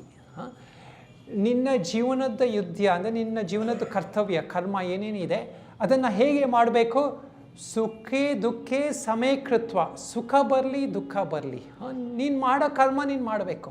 ಅದರಲ್ಲಿ ಏನು ಪ್ರಾಪ್ತವಾಯಿತು ಅದ್ರ ಬಗ್ಗೆ ಅಷ್ಟೊಂದು ಯೋಚನೆ ಮಾಡೋಕ್ಕೆ ಹೋಗಬೇಡ. ಯಾಕೆ, ನಿನ್ನ ಕರ್ಮ ಮಾಡಿದರೆ ಏನಾಯಿತು, ನೀನು ನಿನ್ನ ಆ ವಾಸನೆ ಕ್ಷಯ ಆಗಿದೆ ಮತ್ತು ನೀನು ಪರಮಾತ್ಮನ ಅನುಗ್ರಹವನ್ನು ಪಡೆದಿದ್ದೀಯ. ಲಾಭೌ ಜಯೌ, ಲಾಭ ಬರಲಿ ಅಥವಾ ಅದು ಲಾಸ್ ಆಗಲಿ. ಅಫ್ಕೋರ್ಸ್ ಅಲ್ಲಿ ನಿಮ್ಮಲ್ಲಿ ವಿಷನ್ ಇರಬೇಕು, ನಾನು ಸಕ್ಸಸ್ ಆಗಬೇಕು, ಪ್ರಾಫಿಟ್ ಮಾಡಬೇಕು ಅಂತಲೇ ನೀವು ಬಂದಿರ್ತೀರ ಅದರಲ್ಲಿ. ಬಟ್ ಅದು ನೀವು ಬೆಸ್ಟ್ ಎಫರ್ಟ್ಸ್ ಹಾಕಿದ್ಮೇಲೂ ಅಲ್ಲಿ ಲಾಸ್ ಆದರೆ ಅಷ್ಟು ನಾವು ಯೋಚನೆ ಮಾಡೋ ಅವಶ್ಯಕತೆ ಇಲ್ಲ ಆಧ್ಯಾತ್ಮಿಕ ದೃಷ್ಟಿಯಲ್ಲಿ. ಯಾಕೆ, ಅಲ್ಲಿ ನಿಮ್ಮಲ್ಲಿ success is not dependent on your outer environment. ನಿಮ್ಮಲ್ಲಿ ಇಂಟರ್ನಲ್ಲಿ ಹೇಗೆ ಇಟ್ಕೊಂಡಿದ್ದೀರಾ ಮಾನಸಿಕವಾಗಿ, ಅದನ್ನು ಸ್ವಲ್ಪ ಪ್ರಶ್ನೆ ಇದೆ. What is my attitude towards any challenge I face in life? Am I equanimous towards any outcome or result? ಅದಕ್ಕೆ ನಾವು ಹೇಳ್ತೀವಲ್ಲ, ಎಲ್ಲ ಸತಿ ಜನರು ಏನು ಸಕ್ಸಸ್ ಅಂತ ತೊಗೊತಾರೆ, ಏನು ನನಗೆ ಕಂಫರ್ಟೇಬಲ್ ಆಗಿದೆ ಲೈಫಲ್ಲಿ, ಯಾವುದು ನನಗೆ ಒಂಥರ ಲೈಫಲ್ಲಿ ಈಸ್ ಕಂಫರ್ಟ್ ಕೊಡ್ತಾ ಇದೆ. ಅದಕ್ಕೆ ನಾನು ಒಂದು ಸತಿ ಇದರಲ್ಲಿ ಒಂದು ಇದು ಮಾಡಿ ಯಾರಿಗೋ ಕಳಿಸಿದ್ದೆ, success is not ease but equanimity. Success ಅಂದರೆ ಏನು? Success is not ease but equanimity. Progress is not what you possess but what you are willing to let go. ನಾವು ಅಂದ್ಕೊತೀವಿ ಪ್ರೋಗ್ರೆಸ್ ಅಂದರೆ ಏನೇನೆಲ್ಲ ನಾನು ಅಕ್ಯುಮುಲೇಟ್ ಮಾಡಿದ್ದೀನಿ, ಎಷ್ಟು ಬ್ಯಾಂಕ್ ಅಕೌಂಟ್ ಇದೆ, ಎಷ್ಟು ಕಾರ್ಗಳಿದೆ, ಇದು ಪ್ರೋಗ್ರೆಸ್ ನಾರ್ಮಲ್ ಲೌಕಿಕ ದೃಷ್ಟಿಯಲ್ಲಿ. ಬಟ್ ನಮ್ಮಲ್ಲಿ ಆ ಭಾವನೆಯಲ್ಲಿ ಏನಾದ್ರು ಸಮಯದಲ್ಲಿ ಏನು ಬಿಡಬೇಕಾದ್ರೂ ಬಿಡಬೇಕು ಅಂತಿದ್ರೆ ನಾವು ಅದನ್ನು ಹಿಡ್ಕೊಂಡಿದ್ರೆ ಏನಾಗುತ್ತೆ, ನಮ್ಮಲ್ಲಿ ಅದು ಪ್ರೋಗ್ರೆಸ್ ಆಗಲ್ಲ ಆಧ್ಯಾತ್ಮಿಕ ದೃಷ್ಟಿಯಲ್ಲಿ. ಅದಕ್ಕೆ ನೋಡಿ ನಾವು ಯಾಕೆ ಇವರು ಮಹಾತ್ಮರು ವಿವೇಕಾನಂದರು, ರಾಮತೀರ್ಥರು ಅಂದರೆ ಅವರಲ್ಲಿ ಆ್ಯಟಿಟ್ಯೂಡ್ ಇತ್ತು, ಎಲ್ಲಿ ನಾನು ಏನನ್ನು ಬಿಡಬೇಕು ಅಲ್ಲಿ ಬಿಡ್ತೀನಿ ಎಲ್ಲ. ಅವರು ಎಷ್ಟೊಂದು ವರ್ಷ ನಾನು ಇದು ನಮ್ಮ ಆ್ಯನ್ಯುವಲ್ ಇದರಲ್ಲೂ ಹೇಳಿದ್ದೆ ನೋಡಿ, ಎಷ್ಟೊಂದು ವರ್ಷ ಅಲ್ಲಿ US ಅಲ್ಲಿ ಇದ್ಬಿಟ್ಟು ಎಲ್ಲಿ ಆಯಿತು ಅವ್ರ ಕರ್ತವ್ಯ, ವಾಪಸ್ಸು ಎಲ್ಲಿ ಬಂದರು, ವಾಪಸ್ಸು ಅವ್ರು ಹಿಮಾಲಯಕ್ಕೆ ಬಂದರು. ಸೊ ಎಲ್ಲಿ ಏನು ಬಿಡಬೇಕು ಅದನ್ನು ಬಿಡೋದು ಶಕ್ತಿ ಇದೆಯಲ್ವಾ, ಇದು ನಿಜವಾದ development, progress. Any point you should be willing to let go. ನಾವೆಲ್ಲರೂ ಏನಾಗುತ್ತೆ, ಲಾಸ್ಟ್ ಮೂಮೆಂಟು ಏನನ್ನು ಯೋಚಿಸ್ತಾ ಇದ್ದೀವಿ ಅದನ್ನೇ ಪ್ರಾಪ್ತ ಮಾಡ್ತೀವಿ. ಭಗವಂತ ಹೇಳೋದು ನಮಗೆ. ಎಲ್ಲರಿಗೂ ಇದು ಜಡಭರತ ಅಂತ ಸ್ಟೋರಿ ಗೊತ್ತಿರಬೇಕು. ಅವನಿಗೆ ಭಾಳ ಅವನು ಋಷಿ, ಎಷ್ಟೊಂದು ಡೆವಲಪ್ಮೆಂಟ್ ಆಗಿತ್ತು ಅವನಲ್ಲಿ, ಎಷ್ಟೊಂದು ಸ್ಪಿರಿಚುವಲ್ ಜ್ಞಾನ ಇತ್ತು. ಬಟ್ ಲಾಸ್ಟ್ ಸ್ಟೇಜಲ್ಲಿ ಒಂದು ಜಿಂಕೆಗೆ ಅವ್ನು ನೋಡ್ಬಿಟ್ಟು ಅವನಿಗೆ ಪಾಪ ಅನಿಸ್ತು. ಆ ಜಿಂಕೆಯನ್ನು ನೋಡ್ಕೊಳ್ಳೋದಕ್ಕೆ ಅದ್ರ ಬಗ್ಗೆನೇ ಚಿಂತನೆ ಮಾಡ್ತಾ ಇದ್ದ. ಎಷ್ಟು ಪರಮಾತ್ಮ ಆಧ್ಯಾತ್ಮಿಕ ವಿಷಯದಲ್ಲಿ ಚಿಂತೆ ಮಾಡ್ತಾ ಇದ್ದ, ಅಷ್ಟು ಆ ಜಿಂಕೆಯನ್ನು ಯೋಚಿಸೋಕ್ಕೆ ಶುರು ಮಾಡ್ದ ಲಾಸ್ಟಿಗೆ. ಸೊ ಅವನು ಸಾಯೋ ಸಮಯದಲ್ಲಿ ಲಾಸ್ಟ್ ಥಾಟ್ ಏನಿತ್ತು, ನನ್ನ ಜಿಂಕೆಗೆ ಏನಾಗುತ್ತೆ, ಯಾರು ನೋಡ್ಕೊತಾರೆ. ಸೊ ಇದೇ ನೋಡಿ ನಮ್ಮಲ್ಲಿ ಇದು ಈ ಮಾನಸಿಕವಾಗಿ, ಇದು ನಾನು ಹೇಳ್ತಾ ಇರೋದು ಎಲ್ಲರೂ ಬಿಟ್ಟು ಹೋಗಬೇಕು ಅಂತಲ್ಲ, ಎಲ್ಲರೂ ಸನ್ಯಾಸ ತಗೊಬೇಕಂತಲ್ಲ, ಮಾನಸಿಕವಾಗಿ ಲೆಟ್ಟಿಂಗು. ಎಲ್ಲಿ ಏನು ಕರ್ತವ್ಯ ಇದೆ, ನಿಮ್ಮ ಮಕ್ಕಳನ್ನು ನೋಡ್ಕೊಬೇಕು, ನಿಮಗೆ ಕೆಲಸದಲ್ಲಿ ಏನು ಕಷ್ಟ ಇದೆ ಅಲ್ಲಿ ಮಾಡಬೇಕು. ಎಲ್ಲಿ ಅವ್ರು ಇಂಡಿಪೆಂಡೆಂಟ್ ಆದರೂ, ಎಲ್ಲಿ ನಿಮ್ಮ ಅಲ್ಲಿ ಕೆಲಸ ನಡೀತಾ ಇದೆ, ನಿಮ್ಗೆ ಹೋಗಬೇಕು, ನೀವು ಬಿಟ್ಟು ಹೋಗೋಕೆ ರೆಡಿಯಾಗಿರಬೇಕು ಮಾನಸಿಕವಾಗಿ. So this is the biggest challenge. ಎಷ್ಟೊಂದು ಜನ ಎಲ್ಲ ರಿಟೈರ್ಡ್ ಆಗ್ತಾರಲ್ವಾ, ಅವ್ರು ಹೇಳೋದು ಅದೇ ನನಗೆ, ನಾನು ಅಲ್ಲಿ ಕೆಲಸ ಮಾಡ್ತಾಯಿದ್ದೆ, ಈಗ ಚೆನ್ನಾಗಿತ್ತು, ಇವಾಗ ಅಲ್ಲಿ ಅಷ್ಟು ರೋಲು ಏನಿಲ್ಲ. ಸೊ ಇದು ನೋಡಿ, ಮಾನಸಿಕವಾಗಿ ನಾವು ಅದನ್ನೇ ಇಟ್ಕೊಂಡಿರ್ತೀವಿ ತಿರ್ಗಾ, not willing to let go. ಅದಕ್ಕೆ ಇದು ಯಾವ ಆ್ಯಟಿಟ್ಯೂಡ್ ಇರಬೇಕು, ನಾನು ಕೆಲಸ ಮಾಡ್ಬೇಕಾದ್ರೆ ನಾನು ಬೆಸ್ಟ್ ಮಾಡಿದೆ, ಲಾಭ ಲಾಭ, ಜಯ ಜಯ, ತಥಾ ಯುದ್ಧ ಯುಜ್ಯಸ್ವ. ನಿಮ್ಮದು ನೆಕ್ಸ್ಟ್ ಸ್ಟೆಪ್ ಏನು, ಇವತ್ತು ಏನು ಕಾರ್ಯ, ಇವತ್ತು ಏನು ಮಾಡ್ಬೋದು, ನಿಮಗೆ ಟೈಮ್ ಇದೆಯಾ, ಆಯಿತು ಆಧ್ಯಾತ್ಮಿಕ ಮಾರ್ಗಕ್ಕೆ ಬನ್ನಿ, ಆಧ್ಯಾತ್ಮಿಕದಲ್ಲಿ ಓದಿ ಇದು ಮಾಡಿ. ಸೊ ಇದಕ್ಕೆ ನೋಡಿ ನಮ್ಮದು despite putting in my best efforts am I mentally averse to unpleasant outcomes and attach to favourable ones. Do I value learning to act in life without the motivation of seeking profits and avoiding losses, without wanting victory and rejecting defeat? So ಇದು ಮುಖ್ಯವಾದ ನಮ್ಮಲ್ಲಿ attitude ಇದು. So ಎಲ್ಲಿ ಈ attitude ಇದೆ ನಮ್ಮಲ್ಲಿ, ಯಾವ ಕೆಲಸ ಮಾಡ್ತೀವಿ, it is not important what you do, it is how you do it. So ಏನು ಕೆಲಸ ಆದರೂ ಆಗಲಿ, ಮನೆ ಕೆಲಸ ಆಗಲಿ, ಅಥವಾ ನೀವು ದೊಡ್ಡ ಇದಾಗಲೂ ಆಗಲಿ, ಈ ದೇಶದ್ದು ನೋಡಿ, ನಮ್ಮ ದೇಶದ್ದು ಪ್ರಧಾನಮಂತ್ರಿ ಅವರು ಎಲ್ಲ ಇದು ಭಗವದ್ಗೀತೆ ಎಲ್ಲ ಓದಿ ಅದರಿಂದ ಸ್ಫುರಣ ತಗೊಂಡು ಎಷ್ಟೊಂದು ಜನ ತಮ್ಮ ಜೀವನದಲ್ಲಿ ಮಾರ್ಗದರ್ಶನ ಇದರಿಂದ ಪ್ರಾಪ್ತ ಮಾಡಿದ್ದಾರೆ. ಸೊ ಇಷ್ಟು ಹೇಳಿ ನಾನು ಜಸ್ಟ್ ಸಮ್ಮರಿಯಲ್ಲಿ ಒಂದೆರಡು ಪಾಯಿಂಟು ಹೇಳ್ತೀನಿ. ಮುಖ್ಯವಾಗಿ ಇವತ್ತಿಂದು ನಾನು ಪಾಯಿಂಟು ಹೇಳೋದಂದರೆ, ನಮ್ಮಲ್ಲಿ ವಿಚಾರ ಮಾಡೋದಕ್ಕೆ ಮನನ ಅಂತ ಹೇಳ್ತೀವಿ ಅಲ್ಲ, ಇದು ವಿಚಾರ ಶಕ್ತಿ ಎಲ್ಲಿಲ್ಲ ನಿಮಗೆ, ನಮ್ಗನ್ಸುತ್ತೆ ಇದು ಬರೀ ಒಂಥರ ನಾವು ರಿಲಿಜಿಯಸ್ ಆಗಿ ಫಾಲೋ ಮಾಡ್ತಾ ಇದ್ದೀವಿ, ಬಟ್ ಸ್ಪಿರಿಚುವಲ್ ಆಗಿ ಮಾಡ್ತಾ ಇಲ್ಲ ಅಂತ. ಅದಕ್ಕೆ ಇವಾಗೆಲ್ಲ ನೋಡಿ, ಎಷ್ಟೊಂದು ಜನ ನಮ್ಮ ದೇಶದಲ್ಲೂ, ಮುಂಚೆ ಬೇರೆ ಬೇರೆ ದೇಶದಲ್ಲಿತ್ತು, ಇವಾಗೆಲ್ಲ ಏಥಿಸ್ಟ್ ಅಂತ ಎಷ್ಟೊಂದು ಜನ, ಯಾವುದು ದೇವರಿಲ್ಲ, ಯಾವುದು ಇಲ್ಲ, ಯಾಕಂದರೆ ಏನೆಲ್ಲ ಪ್ರಾಪ್ತ ಮಾಡಿದ್ದು ನಮಗೆ ವಿಚಾರದಿಂದ ಪ್ರಾಪ್ತ ಮಾಡಿದ್ದು. ಈಗ ಸೈನ್ಸ್ ಎಲ್ಲ ನೋಡಿ ಹೇಗೆ ಬಂದಿದ್ದು, ವಿಚಾರದಿಂದ ಪ್ರಾಪ್ತ ಮಾಡಿದ್ದು. ಬಟ್ ಅವ್ರು ಹೇಳೋದು ಯಾವುದು, ಬರೀ ಧಾರ್ಮಿಕ ದೃಷ್ಟಿಯಲ್ಲಿ, ನಮ್ಮ ಶಾಸ್ತ್ರದಲ್ಲಿ ನೀವು ನೋಡಿದ್ರೆ ಎಲ್ಲ ವಿಚಾರ ಮಾಡಿದ್ದಾರೆ. ನೀವು ಶಂಕರಾಚಾರ್ಯದ್ದು ಭಾಷ್ಯ ನೋಡಿದ್ರೆ ಅದು ಪೂರ್ವ ಪಕ್ಷ, ಎಲ್ಲದಕ್ಕೂ ಆಬ್ಜೆಕ್ಷನ್ಸು, ಇದು ಆಬ್ಜೆಕ್ಷನು, ಅದು ಆಬ್ಜೆಕ್ಷನ್ನು, ಇವನು ಹೇಳೋದು, ಬೌದ್ಧ ಹೇಳೋದು ಆಬ್ಜೆಕ್ಷನ್ನು, ಎಲ್ಲ ದೃಷ್ಟಿಯಲ್ಲಿ. ಸೊ ನಾವು ಎಲ್ಲ ಇವಾಗ ಅದನ್ನು ಎಷ್ಟೊಂದು ಜನ ಈಗೆಲ್ಲ ಆನ್ಲೈನು ಎಲ್ಲ ಕಳಿಸ್ತಾ ಇರ್ತಾರೆ ನೋಡಿ, ಇವರು ಪ್ರಸಿದ್ಧವಾದ ಏಥಿಸ್ಟ್ ಇವರೆಲ್ಲ ಹೇಗೆ, ಇದಕ್ಕೆಲ್ಲ ಏನು ಎಕ್ಸ್ಕ್ಯೂಸ್ ಏನು ಇದೆ ಅಂತ. ನಾವು ವಿಚಾರದಲ್ಲೇ ನಾವು ಎಲ್ಲವನ್ನು ನಾವು ಸಿದ್ಧ ಮಾಡಿದ್ದೀವಿ. ಇದು ಬರೀ ಒಂಥರ ಮೂಢನಂಬಿಕೆಯಿಂದ ಅಲ್ಲ. ಸೊ ಹಾಗೆ ಈ ವಿಚಾರ ಯಾರು ಅವ್ರು ಮಾಡಿದ್ದಾರೆ, ನಾವು ನಮಗೆ ವಿಚಾರ ಮಾಡಿದ್ರೆ ಅವರು ಪಡೆದಿದ್ದು ಜ್ಞಾನ ನಾವು ಪಡಿಬೋದು. ಮತ್ತು ಈ ಜ್ಞಾನದಿಂದ ಏನು ಬರೀ ಔಟರ್ ಪ್ರೋಗ್ರೆಸ್ ಅಲ್ಲ, ಈ ಜ್ಞಾನದಿಂದ ಇನ್ನರ್ ಪ್ರೋಗ್ರೆಸ್ಸು, ಪರಮಾನಂದ, ಮೋಕ್ಷ, ಇದೆಲ್ಲವನ್ನು ನಾವು ಪ್ರಾಪ್ತ ಮಾಡ್ಬೋದು. ಅದಕ್ಕೆ ನಾವು ಇದು ಥಿಂಕಿಂಗ್ ಕ್ವಶನ್ ಕಾಂಟಂಪ್ಲೇಷನ್ನಿಂದ ನಾವು ನಮ್ಮಲ್ಲಿ ಮಾಡೋದಕ್ಕೆ ಅಂದ್ಬಿಟ್ಟು ಈ ಪುಸ್ತಕವನ್ನು ನಾನು ಒಂಥರ ನನ್ನಲ್ಲಿ ಎಷ್ಟೊಂದು ಜನ ಸ್ಟೂಡೆಂಟ್ಸು ಇವರು ಎಲ್ಲ ಹೆಲ್ಪ್ ಮಾಡಿದ್ದಾರೆ. ಮತ್ತು ಇದನ್ನು ಕನ್ನಡಕ್ಕೂ ಅನುವಾದ ಮಾಡಿ ಎಲ್ಲರಿಗೂ ಯಾರಿಗಾರು ಓದೋದಕ್ಕೆ ಅಂದ್ಬಿಟ್ಟು ನಾವು ಪ್ರಯತ್ನ ಮಾಡಿದ್ದು. ಇದರಲ್ಲಿ ನಿಜವಾಗ್ಲಿ ಒಂಥರ ಇದು ಎಷ್ಟೊಂದು ಜಸ್ಟ್ ಕಮರ್ಷಿಯಲ್ ಆಗಿ ಅಂತ ಮಾಡಿಲ್ಲ ನಾವು. ಜಸ್ಟ್ ಯಾರ್ಯಾರು ಸಾಧಕರು ಯಾರಿಗಾರಿಗೂ ಇಂಟ್ರೆಸ್ಟ್ ಇದೆ ಅವ್ರಿಗೆ ಓದೋದಕ್ಕೆ ಅಂತ ಮಾಡಿರೋದು. ಮತ್ತು ಇದನ್ನು ತಗೊಂಡು ನೆಕ್ಸ್ಟ್ 1 ವೀಕು ಯಾರಿಗಾರು ಇಂಟ್ರೆಸ್ಟ್ ಇದೆ, ಸ್ಟಾರ್ಟಿಂಗ್ ಫ್ರಮ್ ನಾಳೆ ಬೆಳಿಗ್ಗೆಯಿಂದ 1 ವೀಕು ಜಸ್ಟ್ ಅರ್ಧ ಗಂಟೆ ನಾನು ಎವ್ರಿ ಡೇ ಒಂಥರ ಹ್ಯಾಬಿಟ್ ಮಾಡೋದಕ್ಕೆ ಅಂದ್ಬಿಟ್ಟು 6ನೇ ಅಧ್ಯಾಯ ಬಗ್ಗೆ ಮನನಮ್ಮು ಆನ್ಲೈನ್ ಕ್ಲಾಸಲ್ಲಿ ಮಾಡ್ತಾಯಿದ್ದೀನಿ. ಅದು ಝೂಮ್, ಗೂಗಲ್ ಮೀಟೆಲ್ಲ ಏನು. ನಮ್ಮ ಸ್ಟೂಡೆಂಟ್ ಒಬ್ಬರು ಇದ್ದಾರೆ, ಅವ್ರ ಹತ್ರ ನಿಮ್ಗೆ ಇಂಟ್ರೆಸ್ಟ್ ಇದ್ದರೆ ನಿಮ್ಮ ನಂಬರ್ ಕೊಡಿ. 1 ವಾರ ಜಸ್ಟ್ ಅರ್ಧ ಗಂಟೆ ಎವ್ರಿ ಡೇ ಸ್ವಲ್ಪ ಹ್ಯಾಬಿಟ್ ಮಾಡೋದಕ್ಕೆ ಅಂತ.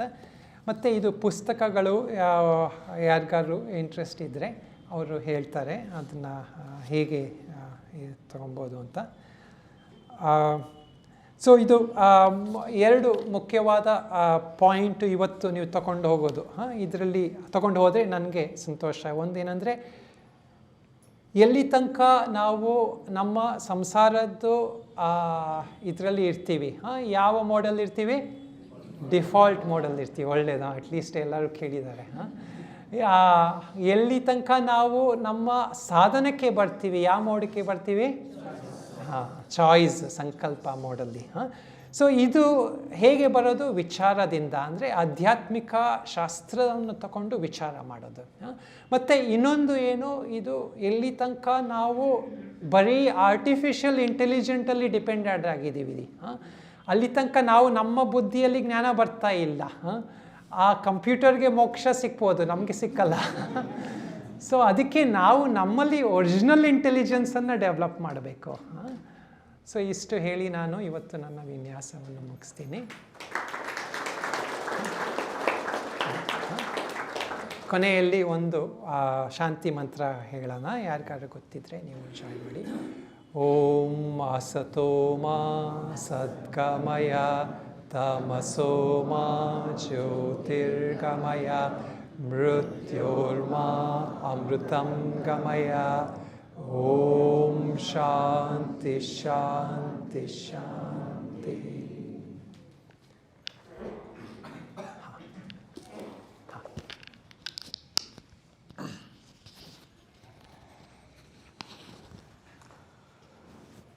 ನಮ್ಮ ಪೂರ್ವಿಕರು ಭಗವದ್ಗೀತೆಯನ್ನು ಮೋಕ್ಷಶಾಸ್ತ್ರ ಅಂತ ಹೇಳಿದರು. ಅದು ನಿಜ. ಡಿ ವಿ ಜಿಯವರು ಹೇಳಿದಾಗೆ ಮೋಕ್ಷಶಾಸ್ತ್ರದ ಜೊತೆಗೆ ಅದು ಜೀವನ ಧರ್ಮಯೋಗವೂ ಕೂಡ. ಅದನ್ನು ಬಹಳ ಸರಳವಾಗಿ ತುಂಬ ಪರಿಣಾಮಕಾರಿಯಾಗಿ ಇವತ್ತು ಸ್ವಾಮೀಜಿಯವರು ನಮಗೆ ತಿಳಿಸ್ಕೊಟ್ಟಿದ್ದಾರೆ.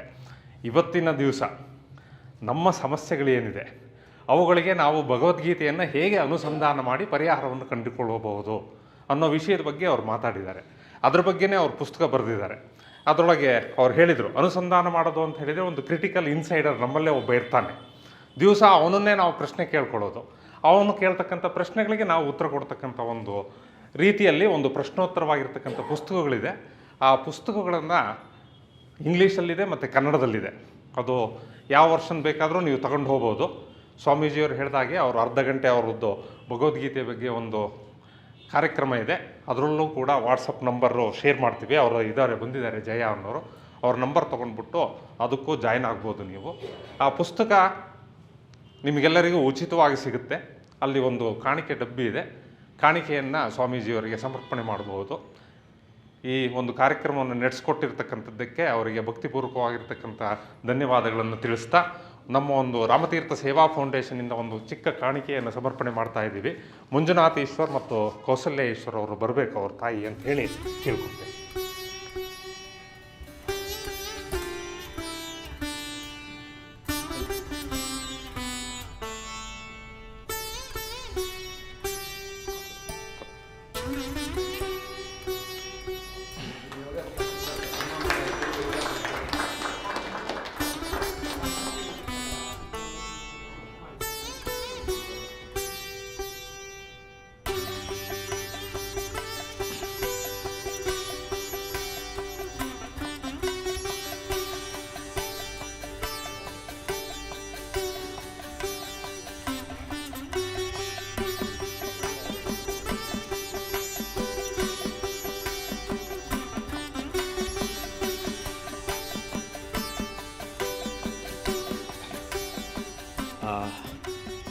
ತಾವೆಲ್ಲ ಬಂದಿದ್ದೀರಿ, ತಮಗೆಲ್ಲರಿಗೂ ಧನ್ಯವಾದ.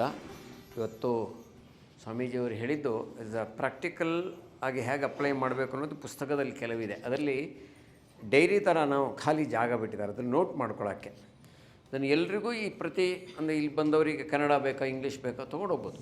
ಅದು ಉಚಿತವಾಗಿದೆ, ಸ್ವಾಮೀಜಿ ಹತ್ರನೇ ತೊಗೊಂಡು ಹೋಗ್ಬಿಡ್ಬೋದು ಪುಸ್ತಕಗಳನ್ನು. ಪುಸ್ತಕ ಅವೈಲಬಲ್ ಇದೆ. ಇಲ್ಲಿಗೆ ನಮ್ಮ ಕಾರ್ಯಕ್ರಮ ಇವತ್ತು ಮುಕ್ತಾಯ ಆಯಿತು. ಎಲ್ರಿಗೂ ಶುಭಂ.